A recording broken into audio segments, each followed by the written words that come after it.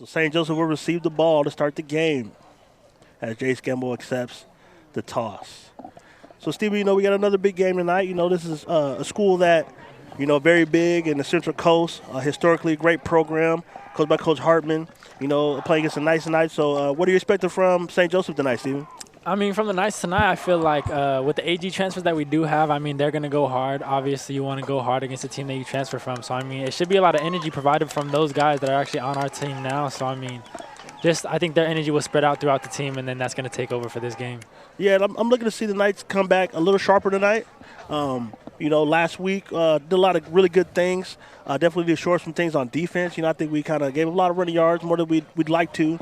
AG is definitely a team who's going to be run heavy. They're going to look to run the football a lot. So they got Puga tonight, who's a great running back for AG tonight. I think he's going to do some good things if we don't get hats on him. I think the formula is the same as last week. Multiple guys on the ball. Definitely. It seems like this might be a run-heavy game. Last week with Puga having a huge game as well as Burris, 3 touchdowns. I believe Puga had 1, maybe 2.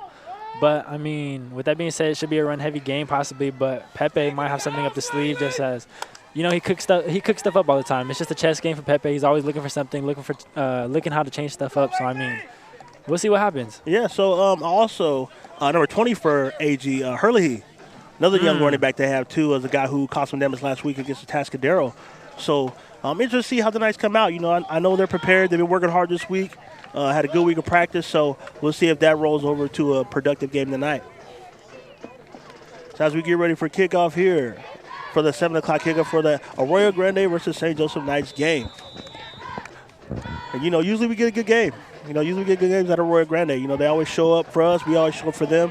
So we're definitely looking for some excitement tonight as we get ready to kick off. Looks like Langley's back to receive. And as we get ready for the kickoff, thank you for joining us tonight. Once again, it's Arroyo Grande versus the St. Joseph Knights. And the kick is up.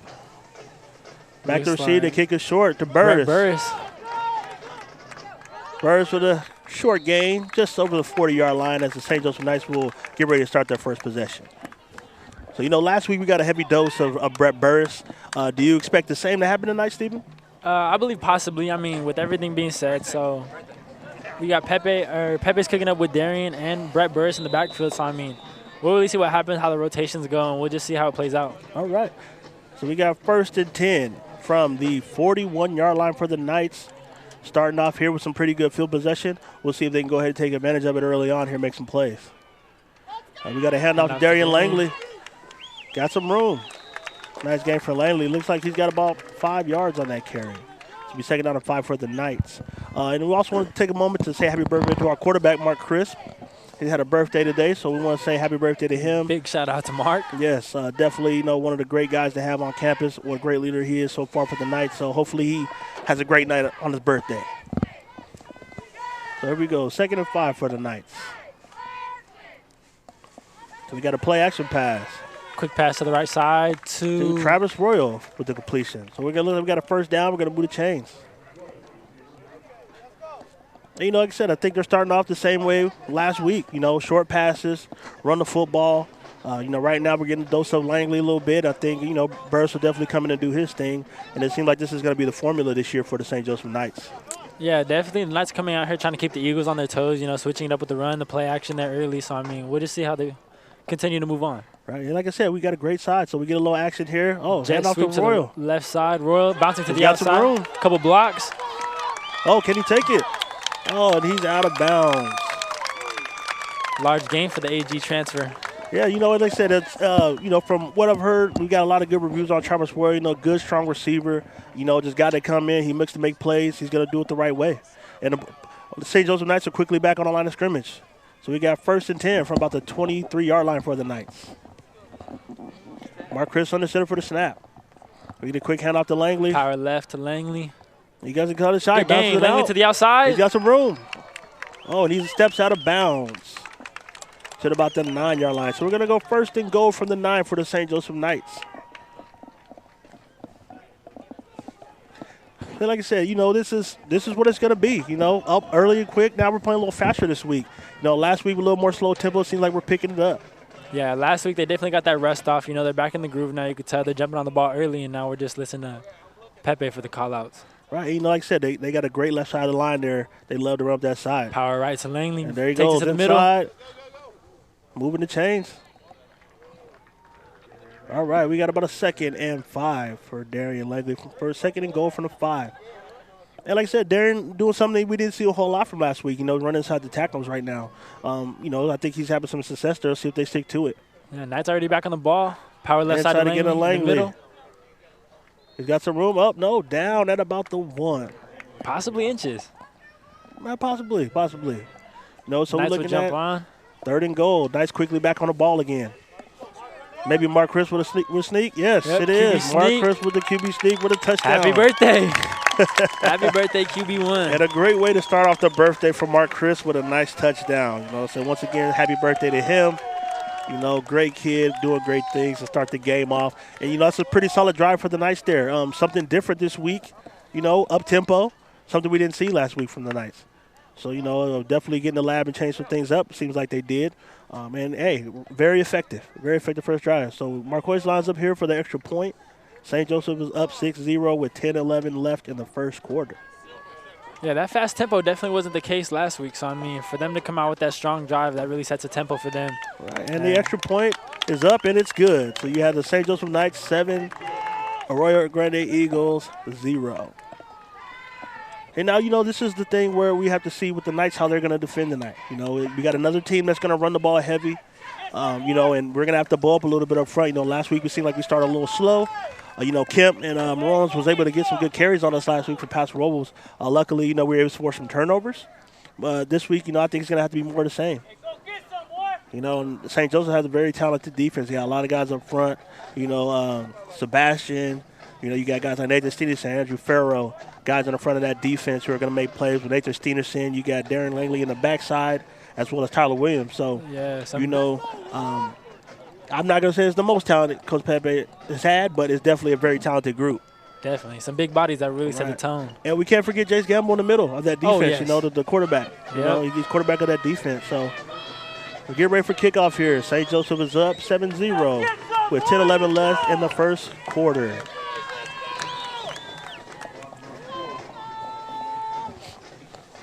And, you know, like I said, what do we expect from AG? You know, I think, like I said, we're going to see a lot of run tonight. I mean, with the way that they played last week, it should. I mean, yeah. Actually, yeah. Trying to think of what I was trying to say, but. Goes over Hurley's head. He brings it out anyway. All right. St. Joseph stacks him up early. And we got 1st and 10 for the Arroyo Grande Eagles. Looks like AG got some pretty big linemen, actually. Well, you know, Arroyo Grande is definitely known for having size, you know. You know, like I said, from the time of my days of playing back when I was a kid, it was the same thing. And, you know, and it seems that nothing's changed over time. So, by the looks of it, they have a lot of young talent this year. Yeah. So, I'm sure he's having Coach Herman's having to do some development with some of these younger guys. But we'll see how they develop and see how they play tonight. So, we have 1st and 10 from about the 14-yard line for the Arroyo Grande Eagles. So, we got a foul, quick pass. Screen pass to the left side. Oh, Tyler Williams comes up and makes a good play there. So that was a quick pass there. Great pass for the for the Arroyo Grande Eagles. About a yard gain. Yeah, looks like you got maybe a couple out of that. So, see, we got 2nd down and about 8. They said that's a nice play for Tyler Williams coming up from the safety spot, making a big hit. I like that. You know, that's what we want to see tonight. Quick snap again. We got a run inside. And we got a tackle by number 46. 45, Sebastian Ramirez on the play there for the Knights. Great defensive leader for the Knights right there. Yes. Yes, and it looks like they got a 1st down on that play, so they're moving to change. So it's 1st and 10 for the Eagles. Quick handoff inside. Hurley with a carry. Couple yards. Yeah, a couple yards there, you know. And like I said, it's going to be a lot of that, you know. So I think the formula seems to be the same for both teams early. You know, let's get some quick passes, get the ball, quarterback's turn early, see if he can make some plays. And these guys on the perimeter can make some plays. Looks like both teams are getting the ball very fast. Yeah. And maybe that's the indication of what we're going to see tonight. Take another handoff again. Up the middle. All right. And we got a 3rd down. Looks like it's got to be for the Knights in about 5. Oh, no, the line judge is moving up. So we're looking about 3rd down, about 4. And like I said, the tempo looks like it's going to be a factor in this game tonight. Both teams seem to be wanting to speed up, trying to maybe catch the defense on their heels a little bit. So, good strategy by both coaches early. I really like what both these coaches are trying to do here tonight. Yeah, definitely something different. Definitely something you don't see from both teams at least. Yeah. But I got another handoff. Oh, it's got a little room to the outside. To the left side. Oh, nice run there. Puga, hey, and that's the guy we talked about early on. He's the guy that's going to make some plays. He's a game changer. So we got 1st down for the Arroyo Grande Eagles.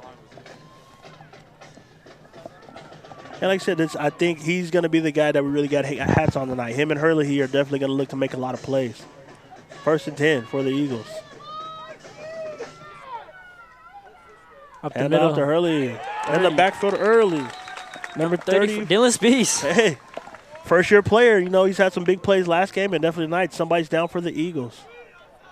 Spees making a good impact on the Knights for his first year. Yeah, so we got a timeout on the field right now. With 8 minutes left, St. Joseph is up 7-0. And while we have some time, we will take a moment to recognize our sponsors, J.R. Bartle Heating and Air, ICL Specialty Fertilizers, and the Tobes Group. Thank you for all your support. And like I said, we got to run it back down right now, and it's definitely something you don't want to see in any game as a kid go down. Hopefully he's able to get up and continue to play tonight, so we'll see if we can get the information on that later as the night goes on. But I think, like I said, this is a 2nd down and 11. So we lost a couple yards on that play. And I think that's what the Knights need to do early on tonight is they got to get some stops early, put them in 2nd and long, 3rd and long, see if we can make some plays to get off the field. Yeah, get them in those passing scenarios as to where they have to go up against our secondary with Williams, Slovak, those guys. Yeah, I think, we definitely have a secondary full of playmakers. Slovak, he's a guy who's new but high-energy guy. Love to run around, make noise. Mm-hmm. So hopefully he'll make something out here in the secondary as well. And Hurley, he seems to be up. We'll see. He's definitely having some help off the field. But like I said, hopefully he's okay. Definitely praying for that young man for a quick, speedy recovery if it has to be something he has to be out for. Hopefully not. But definitely we'll be worried about that young man. Great player. You hate to see good players go down like that. Always. With that being said, though, they're down to Puga. Yes. Obviously they got more guys, but do you think that's going to affect the way that the run game goes for the Eagles? I definitely do. It's going to put more carries on his plate tonight. And, we'll see if he's up for the challenge. He's definitely capable of being a big play guy. We've seen him make some big plays last week, so we'll see how that translates to tonight. So we got a quick out. Tip. Tipped by Gamble. Jace Gamble, number 56 with the tip, and that's just a great read by Gamble, Oh, yeah. But like I said, hey, it's the reason why these guys play defense, right? They bat balls down. It'll catch it sometime. All right, but great play. It's always nice to have a pass deflected on your resume for the season. So, we're in 3rd and long for Arroyo Grande. We'll see what they do here. Actually, a little different from last week. These guys are going to look to open it up and pass a little bit. So, Puga slides over to the pistol to get a handoff. Left side stuff. Tackle in the backfield. Is that 34 again? Dylan Spees. Puga gets stopped. So now we have a 4th down and about 12 for Arroyo Grande. It looks like they're bringing on the punt guys. Good stand there by St. Joseph. Oh, yeah. Good Strong stand. defensive stand. Like I said, it's a couple good runs early in that first little 4 plays that they had, and then they bowled up pretty good on defense to get some stops. So we'll see if that's going to keep happening tonight. We definitely are in a position to where we got some guys out there who can literally make plays, play after play. They can do it all night. And there's a lot of guys out there with talent. So, like I said, once again, Jace Gamble leading that group. And we'll see what they do as they get ready to return. Oscar Magallon back to receive the punt, the sophomore. He's creeping up. Oh, short punt. Short punt. Fire. Oh, goodness. Yeah, and the ball will be down at about the 43-yard line of the Knights. So it'll be 1st and 10 for the Knights from the 43-yard line with 6:49 left in the first quarter. St. Joseph is leading 7-0. So the Eagles came out solid. The Eagles looked like they were pushing, but a couple stops in the backfield really halted them from getting their momentum going. And, I think just seeing one of your teammates go down from a psychological standpoint could take a couple possessions to kind of get past that. It's kind of like a boxer who gets knocked down. It's going to take them a few rounds to get their feedback on them before they're ready to go back and produce at their number 8. So we'll see how quickly they can bounce back from that. Mark Chris back in the backfield with Darian Langley. Play action pass. He's got a shot. Looking deep to Travis Royal. Incomplete, but we got a flag on the play. Looks like it should be pass interference. Yes. And, you know, something different this week. You know, Pepe taking a shot early. Yeah. You know, give Mark Chris a chance to go throw it downfield to Travis. And like I say, he's going to make some big plays. So I like the play call, definitely. Like I said, we'll see if they mark it off here. Yes, and there's definitely a pass interference on the Eagles. First down for the Knights. And like I said, I think that, you know, early on, keeping these guys off balance is the key. You know, we came with a little fast pace, take a shot early in the possession. You know, so we'll see how Pepe continues to call this game. Hand off to Langley. Oh, good play there. Number 27 for the Eagles, Mark Rush Jr. Nice tackle. Yeah, good wrap-up. Yeah, so you got about second down and about 8 for the Knights. Something different this week with Langley running up the middle a lot. Compared to last week, they gave him a couple sweeps, a couple outside handoffs, but this week he's getting up the middle. So yeah, definitely showing some versatility. You know, I think most people think he's just a bounce-it-out guy, but he's showing that he can go in between those tackles and make plays. He definitely can. Crisp on the rollout. Crisp looking to run. Oh, short game for Chris. Like I said, you know, a guy who's got athleticism that most people don't get to see it that often, you know. Yeah. So definitely very more mobile than he leads on to be. So we got, look at that, what, third down and about 5 for the Knights.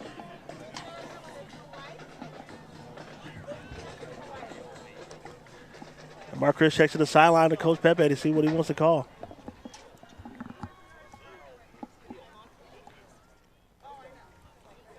Snap to Chris. Got a handoff. Langley's got a little room. Power.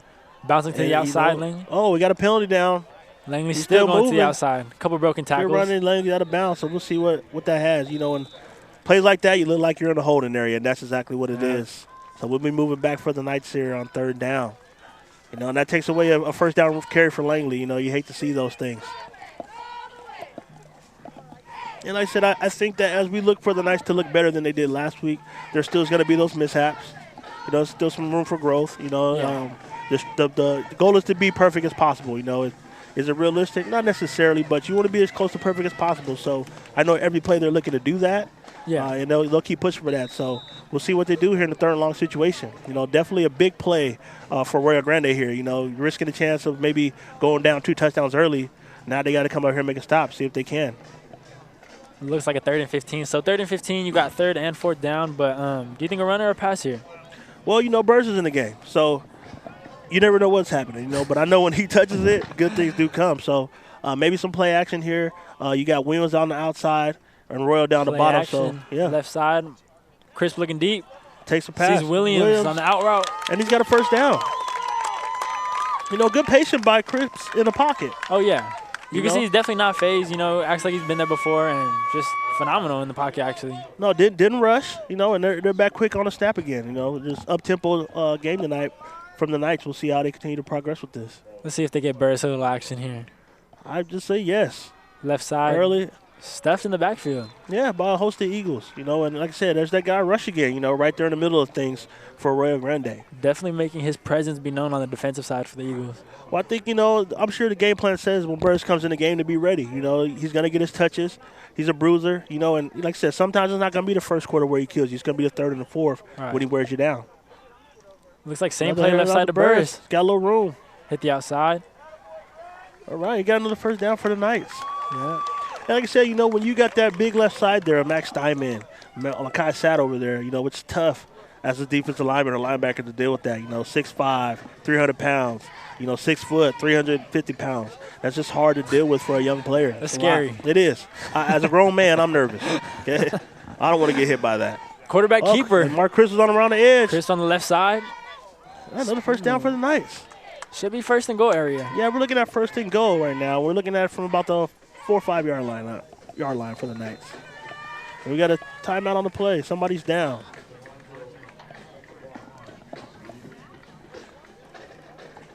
Can't really see who. Yes, and it is Mark Chris. Ooh. So he's limping a little bit, so we'll see how that goes. You know, we'll get Stacey Davis to look at him. She'll do her job. She'll do a great job of getting him back right if he can be. But right now he does have to have help limping off the field. So we'll see how that goes here. We'll hopefully get a check on that a little later in the broadcast tonight. So that's 2 key players, one from each side of the team. So that should have a big impact on the game. Yeah, and like I said, you can't plan for that, right? Never. You just hope that your guys are ready. So, the mentality is always next man up, I'm sure, for both schools. Guys got to step in and be ready to play. So I'm sure if that's an indication of anything for the Knights, we're definitely going to see a lot of run going forward. Looks like Gillen Nickerson is in the game right now, number 7 at quarterback. Yes. Handoff left side. He's got some room. The powerhouse. Touchdown to Burris. Like I said, if Chris was going to be out for an extended time, he can't play. I think that's going to be the game plan. Yeah.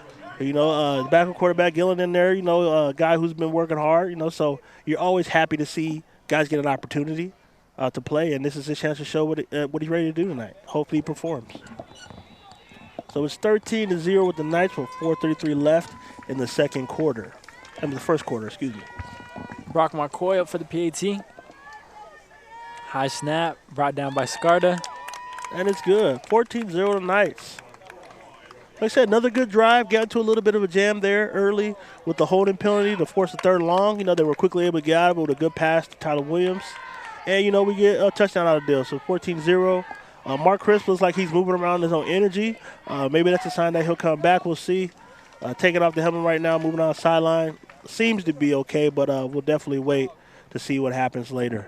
Yeah, never want to see someone go out like that. No, like I said, you want guys to leave how they came. If you came here healthy, we want you to be able to leave healthy. Right. End of the day, outside of winning and losing, we want all these kids to be healthy, especially after waiting so long to be able to get on the football field.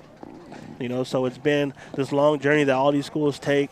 The kids been working their butt off to be out here. And, it's got to be devastating for a kid who goes down after putting in all this time trying to get prepared to play some football. So hopefully the 2 gentlemen are both okay.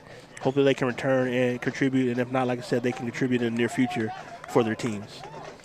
So as we get ready for kickoff, it's St. Joseph 14, Arroyo Grande Eagles 0 with 4:33 left in the first quarter.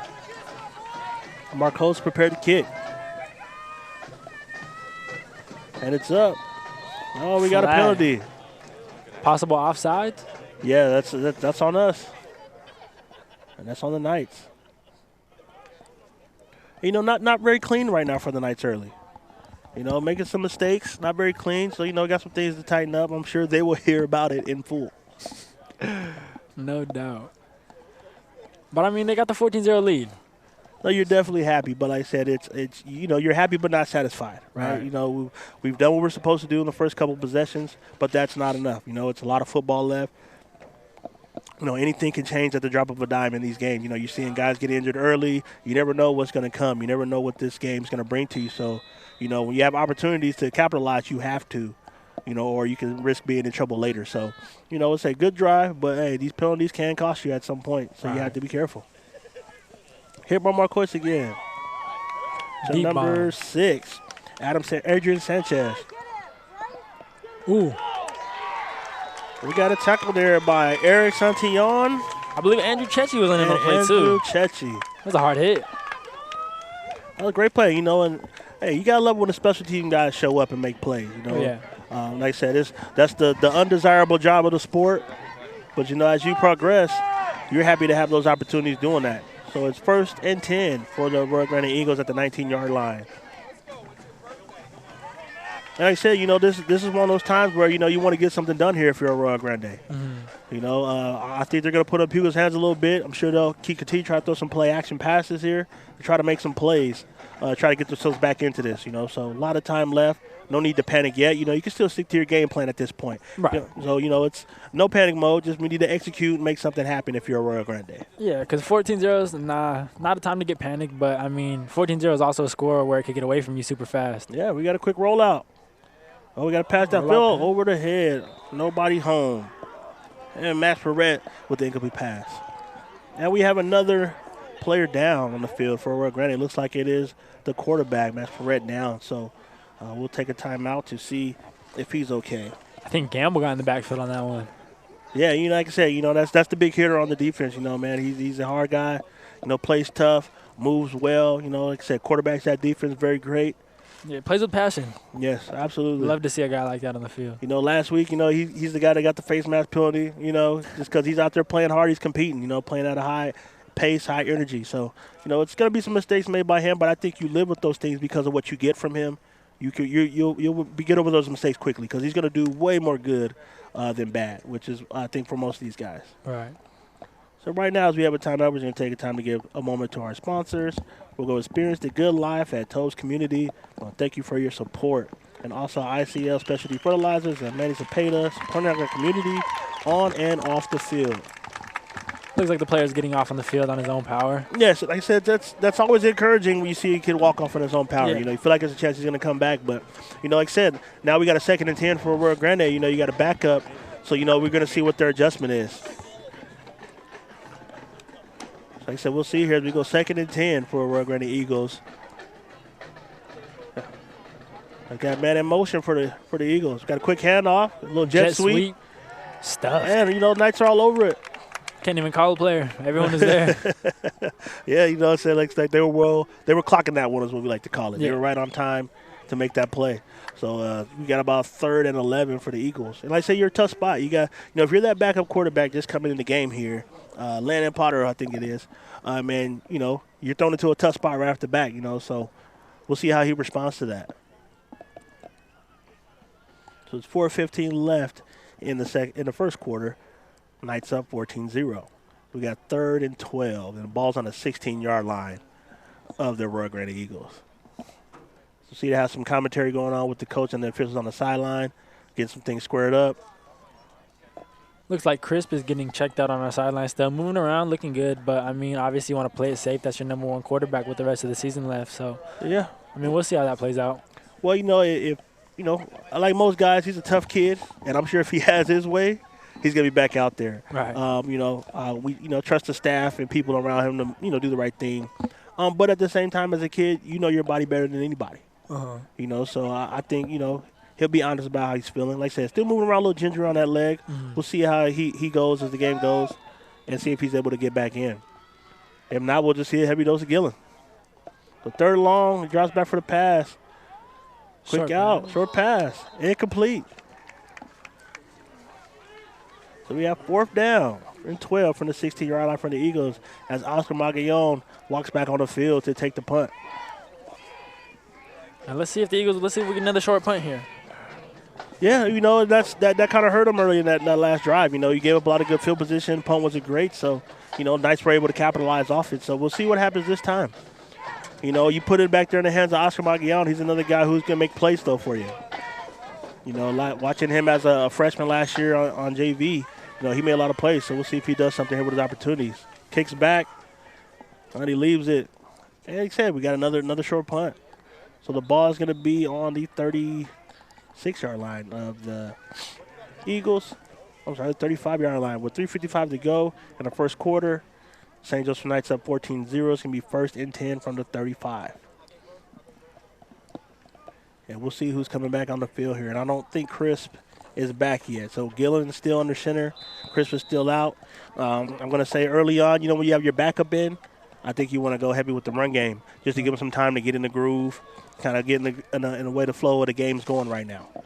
If I'm Pepe, I'm not scared, though. With Burris and Langley, that's a great combination back there. They complement each other super well. So, should be fine for the Knights. Right, and like I said, you can hand it off to 2 studs back there. 2 guys that are playmakers. Jet sweep left to Royal. Royal gets to the outside. A nice carry for Royal. Yeah. Nice carry for Royal. We got 2nd down for the Knights. And, they're getting the ball in the hands of Royal quite a bit so far. He's going to be a guy looking to make a lot of plays tonight. So we're looking at about 2nd and 6 for the Knights. Like I said, jet sweeps, inside handoffs, things of that nature. I think it's going to be a lot of that versus in the game. He's the pounder. So I think he's going to get a couple carries here. You also got Reynoso in there next to Steinman on that line. Yeah. I think I'd love to run up that left side right there. Run up the middle for Burris. If I'm the Eagles, I got to get a stop here. You do. You need one. Yeah. You need one. You need one. But we're going to move the chains right now. 1st down for the Knights. Like I said, this is what the Knights do. This is what we saw them do last week. It seemed to be continuing the same thing this week. Uh-huh. You got these big offensive linemen in front of you. They're just making holes. And then you got Burris bruising you after they hit you. So, it's just a lot to deal with. This is a very good offensive line, very good backs. Seasoned guys, been around. A lot of varsity football play for these guys up front. They know how to get it done. Yeah. Another hand off to Burris. Burris up the middle once again. No nice carry for Burris. And like I said, it's tough because he doesn't go down much on first contact. Yeah, it does take a couple guys to, get him down on the floor. It's a big man. No, he's a good guy. We'll take a moment to talk about our great principal who just walked past us now, Miss Daughtery. I want to thank her about her efforts. So he got second down and 8. I'm sorry, second down and 2 for the Knights after a gain of 8. Looks like Lange's coming into the game right now. Yeah, here's the go, change of pace guy. You got Burris, the Bruges on the inside, and this Darian tonight has been doing well on the inside, and I'm sure he'll bounce it out when he gets opportunities to. Looks like Langley up the middle once again. Huge burst there you of go, speed. There you go, another touchdown. Darian Langley. Great run from Langley. The UC Davis commit with another touchdown. Man, proud of him. No, great. Great guy, Doesn't cause trouble, just pays attention to the classroom. None of that extra stuff, No, just a hardworking kid, and like I said, it's, he's the kind of kid you like on your program. He's going to work out hard. He's going to show up, great track athlete, great runner. I'm sure he'll get some opportunity to do that, hopefully at college as well, because the guy's got great speed. And the extra point is good from McCoy, so you have the Knights 21-0.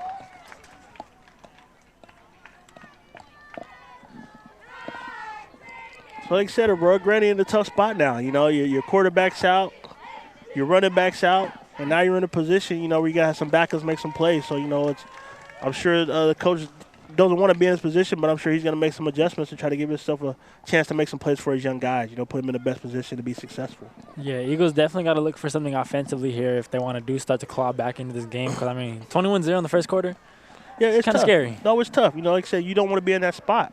Nobody does, But like I said, as a coach, you're here, right? I can't go back and change what's happened. I can just try to affect what's going to happen for the rest of these games. And like I said, there is a lot of football. It's not unrealistic to think kids can come back. So if you're St. Joseph, you have to keep your focus. You can't let your foot off the gas. You want to keep going. We'll see if they can do that. And the mature teams, they're able to finish. But like I said, Arroyo Grande has a lot of young players over there. So, this is something they need to learn from a girl from his first quarter and try to make some plays here, make some adjustments, and hopefully have some success here, for them in the rest of the game. Marquez the kick. Number 11. Puga back there for the return. Puga bouncing out to the right side. Right. Looks like Pavlich was there on the first contact. Yeah. And, I think that's the thing now. You have Puga back there trying to get the ball in the hands of your playmaker, see if he can get something going for your team. And so we have first down and 10 from the 19 of the Eagles. It is 21-0 with 2:12 left in the first quarter. The Knights are up. And like I said, right so far, Knights have been able to have their way. They've been able to have their way. They're getting after it. Yeah, but looking up and down that sideline, I don't see a lack of energy right now from these coaches. They know the job's not done. So we'll see first down and 10 from the Knights. It looks like the quarterback's back out there for the Eagles. With Puga next to him. Yeah, so we'll see. Hopefully he's okay. We'll make some plays here. Hand off to Puga. Oh, no, kept Quarterback it. keeper. Quarterback keeper. Right He's got side. some room. Running. That's a good game. Yeah, nice game. Nice first down carried there. So, with plays like that, the Eagles really do have to look to build off plays like that. So, they just got to look for momentum. With being down 21-0, you just got to find the little things to build off of right now. Right, and I think that's exactly what you want to happen. It's we get a first down play, we get a nice little quarterback keeper. He gets up the sideline, gets a first down, moves and chains. Gives something the team to feel good about early. We'll see if they can continue to build on that as this game progresses. First and 10 for the Eagles. Puga steps over to the spot, gets a handoff. Left side of Puga. Oh. Shedding a couple tackles, but number 1, Anthony Moreno there for the tackle. And like I said, but, encouraging run if you're a Arroyo Grande. Yeah. Encouraging run. You get about, 8 yards out of that on a first down, so you're looking at 2nd and 2 here. Like I said, this is the area we saw last week where the Knights did have some trouble was the run game, against Paso Robles. So, you got to feel like you can run the football, until they show you otherwise. And as I say that, the Knights make a play. Great stuff up the middle. Yeah, like I said, you're not seeing 1 or 2 white jerseys. You got 5 or 6 white jerseys flying around the football right now. And, if you're a D coordinator, that's encouraging. That's what you want to see. They said, so we're looking at 3rd and 3 for the Arroyo Grande Eagles. The ball's on a 41-yard line. And like I said, it seems like now the game has slowed down a little bit. Yeah. You know, we went from a high-paced first quarter early on. Guys are going no huddle to now, you know, let's take our time and make sure we execute something properly here. Yeah, I mean, it seems like the Eagles don't really want to rush stuff being down 21-0. They don't. They say got to run. Stuffed again. Nice playing super well up front now after a couple good runs from the quarterback and Puga. Like I said, so we got about 4th down, and we're looking at 4th and 3 from the 41. So I'm got a gain of nothing on that play. 4th down 3, we'll see what the Eagles plan to do. And it looks like they may go for it here. You know, when you get into these downs, I think, you know, it's about how sharp you're going to be, how focused, how disciplined you're going to be. You know, they might try to draw you off sides. Can the Knights stay disciplined and make the play here to get the ball back over for the offense? Quick snap. Oh, my goodness. What a play. Number 45, Sebastian, with the huge play. Man, Seabass came in flying. You know, if you're on defense and you're about to end the quarter, that's a good way to do it. Oh, love the energy from that guy. that is a great way to finish off a possession if you're on the Knights. It doesn't get any better than that. I mean, that play had no chance. You know, he just did a great job of getting in the backfield play, you know, and that's what you want to see from a senior, guy who's been around. Oh, yeah. You know, he's going to lead his team. You know, great vocal guy, making plays. So Knights are playing with a lot of energy right now. Yeah, so we got 1st and 10 for the Knights at the 40-yard line. Gillen still on the quarterback. Burris in the backfield. Handoff left side to Burris, bounces it outside. Oh. Yeah, but I think we're going to get a block in the back there on Reynoso. That one was kind of iffy. I saw it. Well, definitely noticeable. But, you know, when you get your hands out there like that, you know, it's not too terribly hard to make that call. So, you know, if I can make that call from where I'm sitting at, I'm pretty sure the guys on the field with the stripes on are going to be able to make that call as well. So, you know, like I said, it's about three or four penalties tonight for the Knights. You know, so like I said, it's not as clean as last week as far as penalties go. You know, so definitely some stuff to look at. But, you know, like I said, guys are competing, playing hard. Thankfully, they're in a position where they're up, so it's not going to kill them. But, you know, if you're a team who wants to be great, you got to take advantage of every opportunity. You don't want to let your foot off the gas here if you're St. Joseph. So we're getting ready to start the second quarter here. It is 21-0, St. Joseph Knights. Ball is on the 40-yard line of the Knights. So we'll see here what the Knights come with. Oh, we got some stoppage on the field here. Referees are huddling up. Like I said, I think, you know, if you're Coach Pepe, you got Nicholson in there for the first time, you know, not putting a whole lot on his plate, you know, helping him be successful, you know, come in and just kind of maintain the offense, get some handoffs, get the ball moving. But, you know, as we get into these first and long plays, we'll see if Pepe opens up the playbook for a little bit for him. And also, we'll take a second while we have time to give a little moment of love to our cheerleaders out here again. Like I said, super excited. You know, they fought through some wet adversity last week. You know, it was very cold and damp out there last week. But you know what? They smiled. They did their job. Well, I guess we assume they smiled because they have to wear their mask as well. So. You know, the energy is vibrant. So we got 2nd out of 10 for the Knights. Scarter in motion. Gillen drops back with a quick screen of Burris. Oh, incomplete. It's getting a little chippy out there. Yeah, well, you know, like I said, these are, you know, like I said, two of the teams that just been great in the Central Coast for years, always play competitive games against each other. So, you know, I think that's just part of the energy of the game. Definitely will be. You know, you guys, you know, nobody wants to be dirty. You know, guys are going to compete, get after it. It's going to be a little chip here and there, but hopefully they can keep it clean, you know, as we have a timeout on the field. And as we have a timeout, we'll take a moment to give a shout-out to our sponsors, J.R. Barter Heating and Air, ICL Specialty Fertilizers, and the Tobes Group. Thank you for your support on our telecast. And like I said, this is a good way to start week 2 if you're St. Joseph. You know, 21-0 in the first quarter.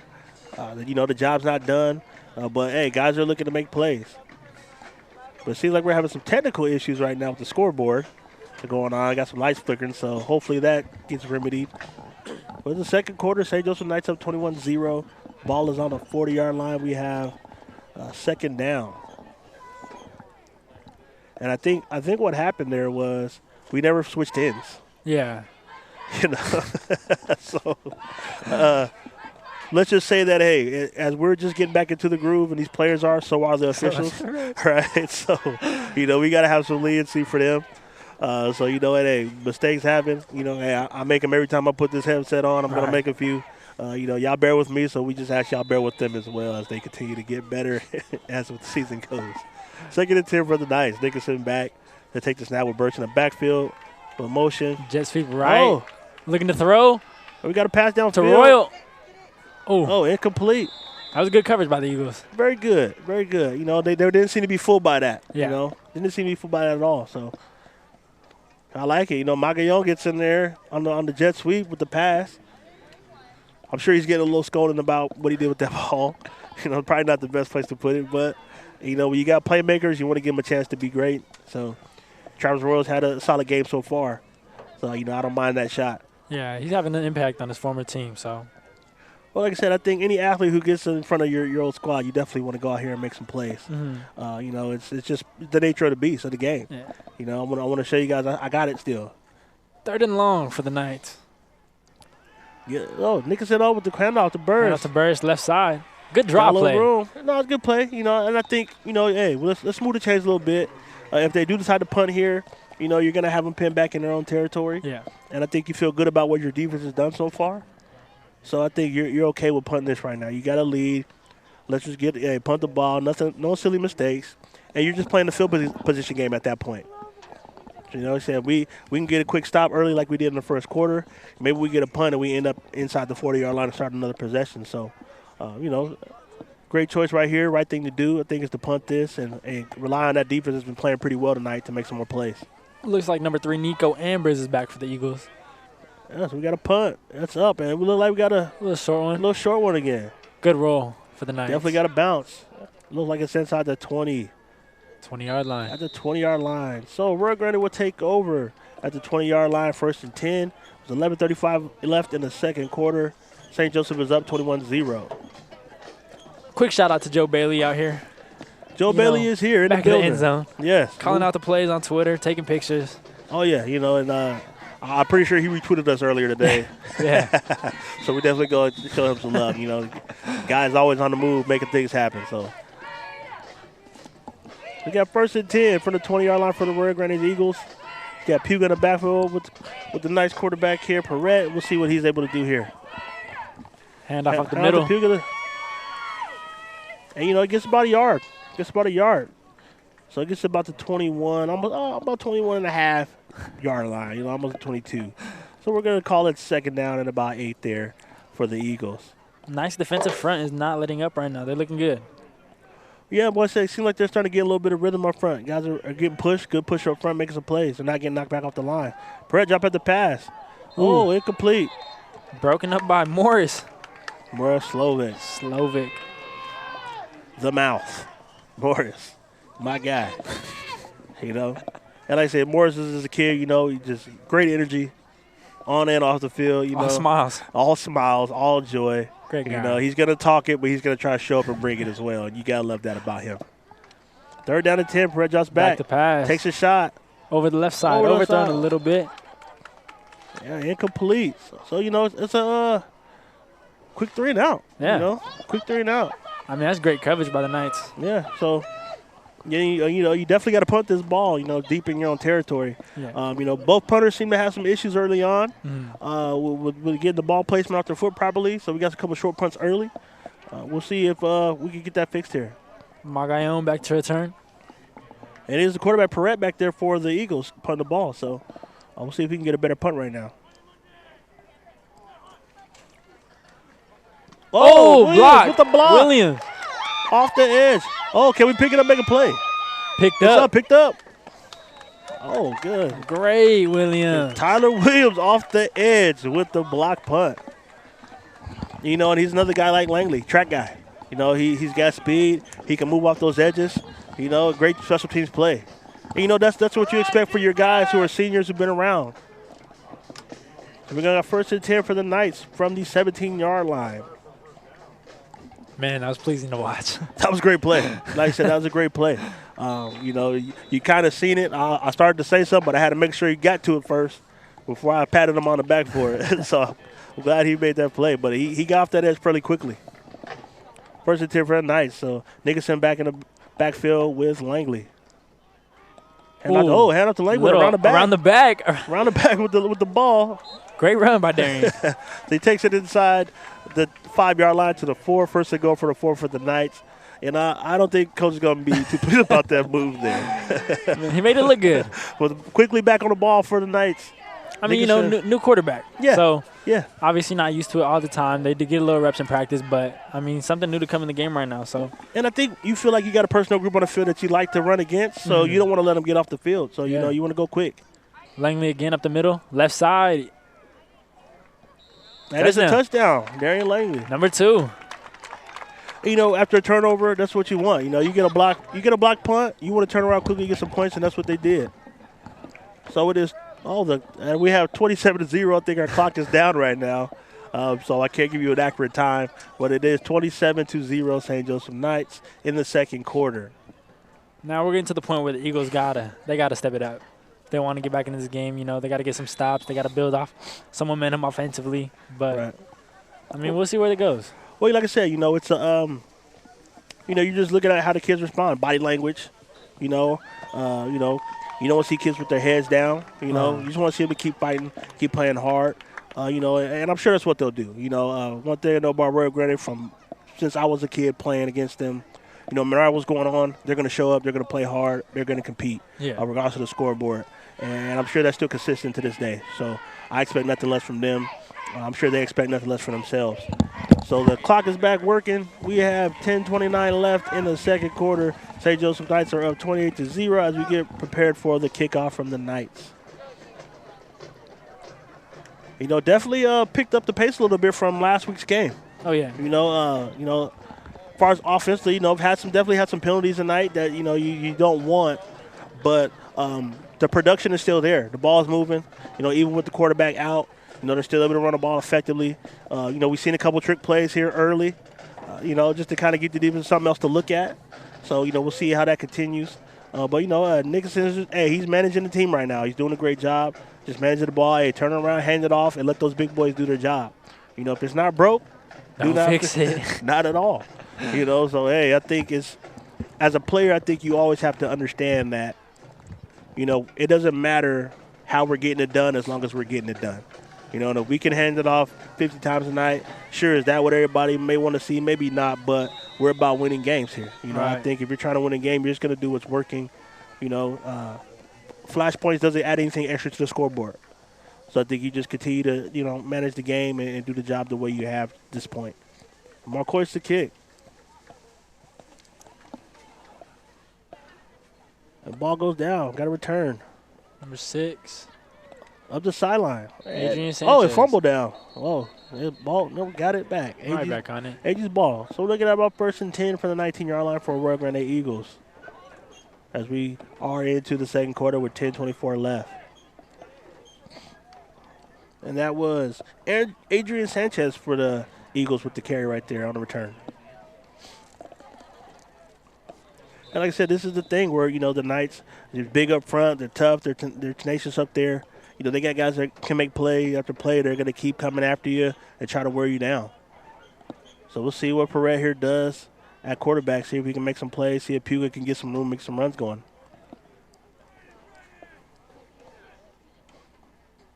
Hand out to Puga. Left side. There they are, Everyone. I saw Aaron Guja. Yeah, Aaron Guja first. I want to say Jace Gamble's in there as well. And then after that, the rest of the roster pulls in there and finishes off the play. So we got 2nd down and 9 from the 20 for the Arroyo Grande Eagles. And like I said, it's tough. You're in a tough spot right now. Yeah. So you just say, you just want to keep working little by little here, trying to make a play. Hand out to Puga again. Like I said, stacked up. They're all over it right now. Spees is making a huge impact. And all of a sudden tonight, it's Dylan Spees tonight. His name is coming up quite a bit early on. Out of our mouths, we better say that guy's name a lot because he's making plays tonight. You love to see it. Yeah, like I said, 3 good plays so far from him. So you're happy that he's having success. First year player, heard a lot about him playing about football, and he's finally out there having some games. So Quick slant to the middle. Caught for the first. First down for the Eagles. Nice pass. Landon Potter. 16, Landon Potter from Perret. And good ball. Yeah. Officials discussing something here. Oh, delay of game, I think. I call it a shot clock violation, but I think delay of game was the call possibly. well, it's going back. You know, and that, you know, those are the plays that hurt you. Yeah. You finally get something going in your direction, and now you get called back. That was a good play, too. No, like I said, good ball, good play, good run after the catch for the receiver.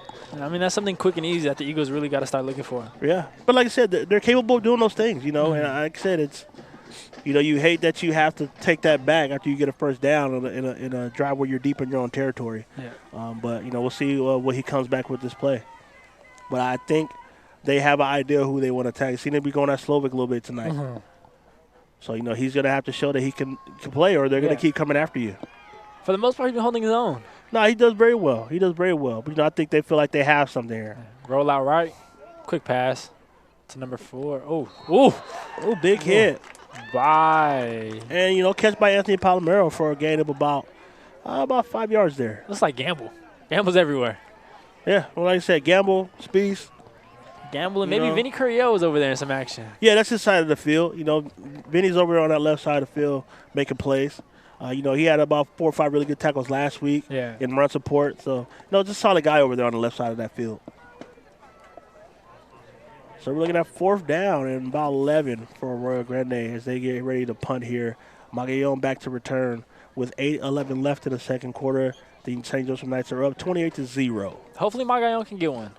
Yeah, I'd like to see if he get his hands on one to see what he can do. Low snap on the floor. This gets rid of it. And, you know, he got it. Got it. Let's see. Maybe a yard. That's a tough one. You know, I'm not going to lie. I was holding my breath. You know, when the ball's bouncing like that and the guy goes in there and grabs it, you know, you're afraid something bad happens and he loses it, but he was able to maintain it. You know, so I'm a firm believer. Let your playmakers be playmakers, but, you know, definitely I don't know if I wanted you to make a play right there. You could have let that one roll, and I'm okay with that. But, you know, that's why I'm over here and not on the field coaching. All right, so. Up 28-0. Looks like Crisp is still out. I mean, it's really looking like he's going to get some birthday rest. Yeah, I think so. And, you know, hopefully it's nothing major, but, you know, definitely safe than sorry. You know, I know he's disappointed. He really wanted this game. So, Nicholson handoff to Burris, and he stacked him in the backfield by 2 Eagles. Number 58 for the Eagles, Ricky Obregon, in there early on the tackle. So Escarda checking in. Yeah, so we got 2nd down and 11 for the Knights on the 46-yard line. And like I said, I think as the Eagles, you understand now that, you know, and their quarterback's out, he doesn't seem to be coming back. We know they're going to run a lot, so we're going to have to probably stack it up front a little bit and make them make plays with the arm of Nixon. We got a penalty on the play.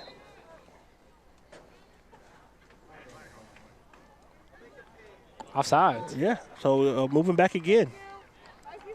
And I think this is where, you know, not having your signal caller who's out the game where you can kind of have some mishaps here. Yeah. You know, it's a guy who, you know the backups, they get reps in quarterback in practice, but not as much as a starter. It's different. Know? So it is a little different, you know. So just an adjustment that Nixon has to make here as he continues to play. 2nd and 17. Let's see if the Knights come out with a pass possibly right here. Yeah, 7:10 left in the second quarter. Knights up 28-0. 2nd down and 17. Burst in the backfield with Nicholson.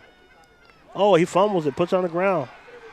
Burst picks it up, and he gets something out of it. And, you know, these are the things that I think as a coach you're worried about because you have a guy in the game now, you know, he's had a penalty, you know, come here, puts one on the ground. Hopefully he doesn't become a thing for him. Yeah. You know, he's able to relax. And, you know, I think this is where your leadership comes in for your other players who've been around for a long time, your other senior leadership. Settle that guy down, relax him. Hey, man, you're going to be fine. Go out here, continue to make some plays, and we'll be okay. 3rd and 15 for the Knights. Hand out to Burris. Burris, right side up the middle. Got a little room. 4th and about 5. So yeah, nice run there for Burris. 4th and 5. We'll see what Pepe's going to do here. Big shout out to a St. Joseph legend, Miss Wegmer. Yes, you got to definitely give to the biggest fan. Yes. You know, I don't know if there's a bigger fan of St. Joseph history. For any sport. Mrs. Wegman, no, the proudest and loudest in green and yellow that I've seen, and I've been here for 4 years now. 4 years. And nobody that I know has been as supportive and loud as Mrs. Wegemer, and it's always in a great way. It's a fun way. She enjoys it. She's into it, and she definitely supports all the Knights. And, just thank her for all her hard work that she's done over her years of service here at St. Joseph High School. Yes, low snap from, I believe, Maximus or possibly Ryan. So, short punt. Yeah, another short punt. Ball's down at about the 28-yard line, and Arroyo Grande will take over with 5:30 left in the second quarter. And, I think the Knights, they gifted a possession away right there. Oh, yeah. They served it up and tied it up, put it in the knot, get it right back to Arroyo Grande on that possession. Steinman's walking off the field, so I don't think he's pleased with his snap.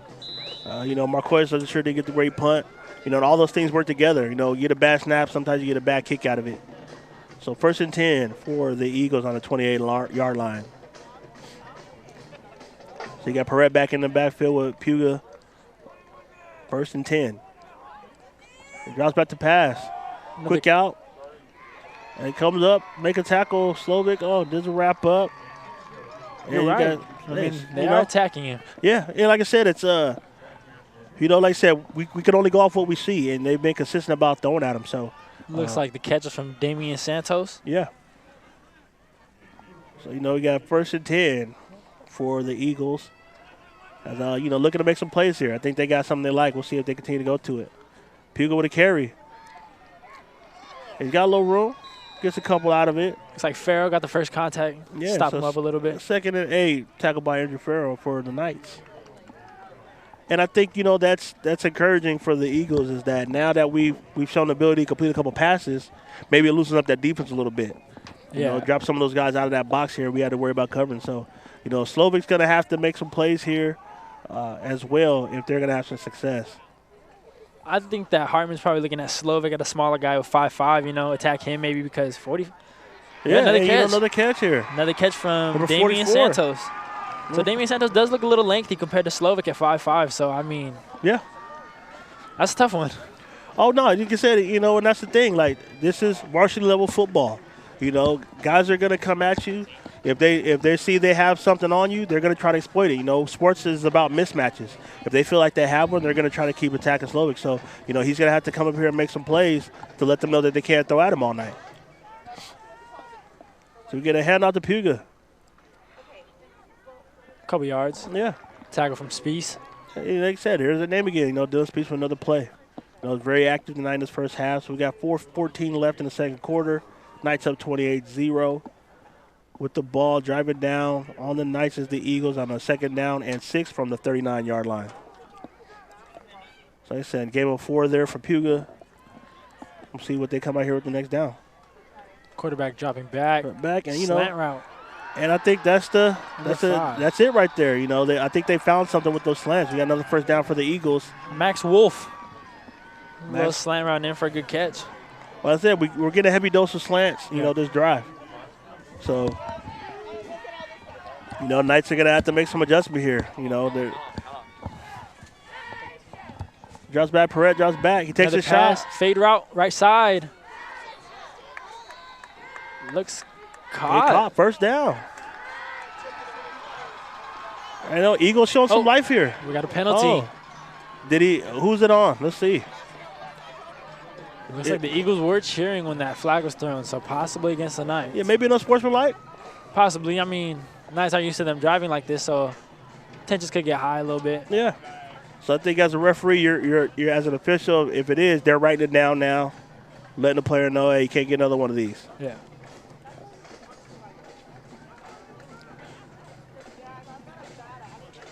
A really good first half for the Knights now. They're driving. I think that is. Yeah. The sportsmanlike. Yeah, the sportsmanlike on the Knights. So that's going to probably be about half the distance. It'll be a 1st down. Not too fond of my football flags, but. Let's see where they spot the ball at here. So you got a timeout on the field, And like I said, I think this is what you need. Just give your players a second to kind of get it back together here, see if we can go make some plays here, get a stop. For the Eagles, you're excited. You're looking for some momentum.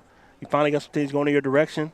And now you're looking to make some plays here, see if you can punch one in before the half here with 3:35 left in the second quarter. St. Joseph Knights up 28-0. Yeah, if Eagles want to stay in this, they really should capitalize on what they got going for them right now. Yeah, well, like I said, the successes come from in the air. So it looks like it's first down from the 1 for the Eagles. We'll see how the St. Joseph Knights respond to that. Can they blow up and make some plays? You know, we got a great play for Seabass earlier on a 4th down. Oh, yeah. You know, can him or these other guys come in here and make some plays? So, you know, we gave up a lot of yards on this drive. It looks like it's first and goal from the 1. Yeah, first go for the 1. So, I mean, from the 1, that's a tough stop for any defensive team. I mean, it is. Can it be done? Yes, but it's definitely, you know, the odds are not in your favor. Right. You know, so we'll see if the Knights can get something done here. I can see Puga getting the ball. And there he goes. He's in there. Puga for the touchdown for the 1-yard run. With 3:32 left in the second quarter, you have the St. Joseph Knights up 28-6 now for the Arroyo Grande Eagles as they punch in the first touchdown of the night. So it looks like the passing game was getting to the Knights on that defensive drive. Yeah, like I said, it's you know, they started off on Slovak side and then they went back to Curio side. They kind of went back and forth a little bit, got some big plays, got a big completion late in that drive, and then they punched it in from the 1 after the penalty by the Knights. Yeah, they're mixing and matching what they do pretty well. Extra point is good. And, you know, I think for the Knights, this is something we didn't get to see last week. You know, Paso only threw the ball, I think, 4 times. So we didn't get a good look at the pass defense. So now we're going to see. So, you know, just an opportunity to make some adjustments. I'm sure the defense is going to get over here and look at that and see how they can adjust to that and see if they make some plays. But great drive by the Eagles.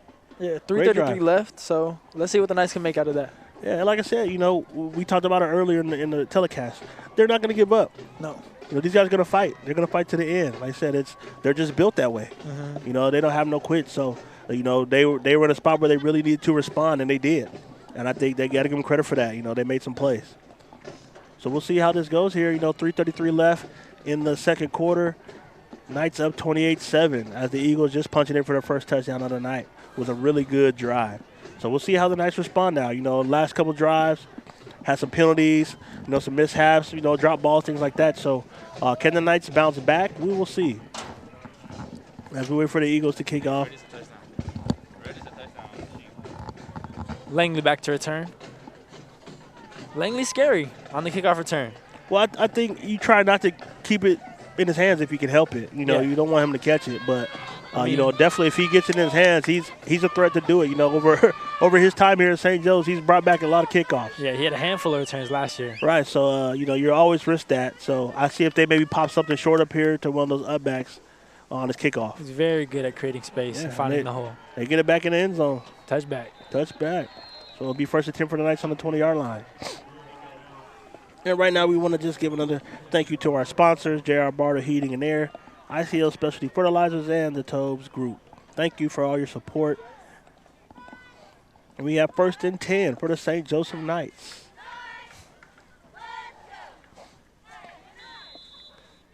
And I think right now the Knights, you just want to sustain the drive. You know, I think if you can punch it in with no time on the clock left, you want to. But you definitely want to move the ball here so you get some momentum going back in your favor. I'm sure this defense is going to be fired up now, ready to make some plays after their offense got them a score.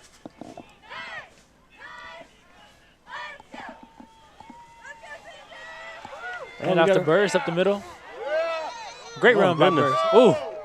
He's still not Maximus. down. Maximus Steinman. Maximus holding him up. Carrying him. Love to see that. They got a first down for the Knights. Who's down there? Is that Steinman down? I'm sure he'll get up. Very high IQ play from Maximus. Yeah. Keeping Burst up on his feet. Yeah, you know, and this is a guy who, you know, earlier today at school, he was talking about those type of plays. He's like, you know, my back's caught, and I can get in there and help make a play. I'm going to. So he did exactly what he said he was going to do earlier. So 3:10 left in the half. St. Joseph driving on the 40-yard line, first and 10. Nigga said with that, we got a penalty in the air. Hand off to Langley. Looks like a little confusion. But able to get it to Langley.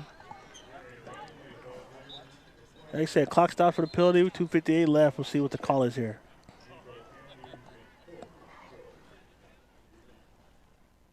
Yeah, I'm about to say by the body language, it looked like it was on Knights, and it is. False start on the Knights.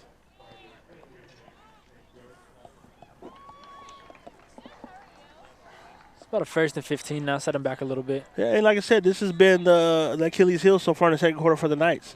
Starting getting some momentum, some penalties, some setbacks, put a ball on the ground earlier, to knock off the momentum. So, you follow up a really good play. You want to come back with another one. Now they're looking at 1st and long now. So we'll see how they respond to that with 2:43 left in the second quarter. Hand off to Langley up the middle, bouncing out to the right side. Oh, it gets out of bounds. Like I said, that's the dangerous you go face where you play against a guy like Darian Langley. He's a guy who can just break one at any time. Very good creator. Oh, yeah. So look at that second down for the Knights here. Second down on about 5. They said 2:37 on the clock. St. Joseph is up 28-7. Let's see if the Knights can extend their lead on this drive. Well, like I said, I think you want to get that touchdown back if you can. You know?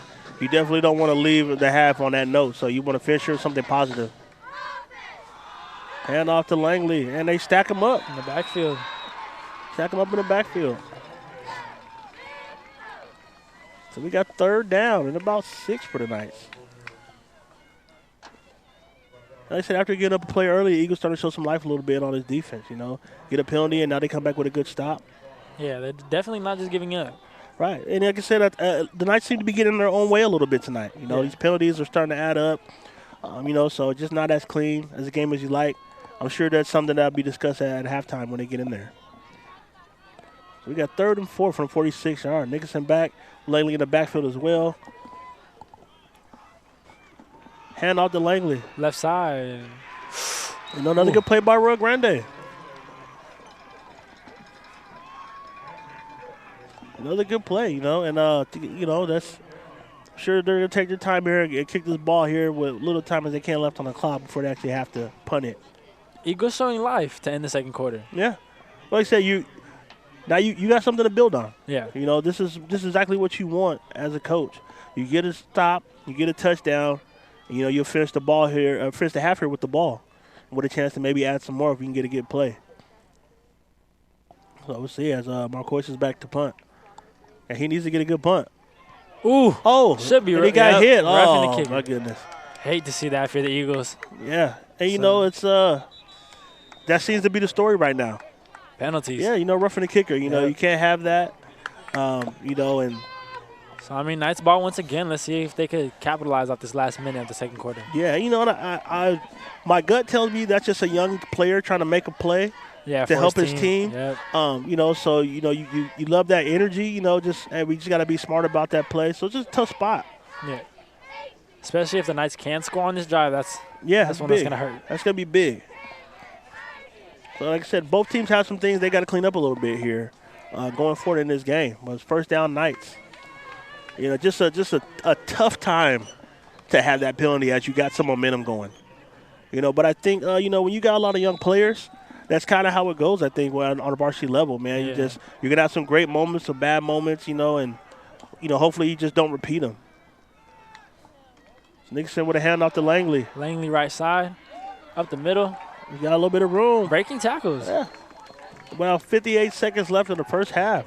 Knights out of 30-yard line to get a timeout here. Phenomenal offensive player, Darian Langley. Like I said, you got to get hats on him. Yeah. It's not going to be one guy to tackle him. He's going to be guys going to make a lot of plays, and hopefully he'll hit a home run here. With 55 seconds left. So it's 55 seconds left in the half. Knights up 28-7 in the second quarter. With Knights look to be running away a little bit early, late in the second quarter. Now we got a little fight from the Eagles. They're making some plays. So the Knights have 55 seconds to get something done here. We'll see what they do here. With a little bit of a short field to go from the 31-yard line of the Eagles. And, it's definitely a game plan that looks conservative, but we have Takai Aziz on the field for the first time tonight. And if that's any indication, basketball player. Man, my teammate. Long, he's got some athleticism. Guy you could throw some jump balls to. He might be able to moss somebody out there. We'll see what he does. But definitely a kid with a lot of talent.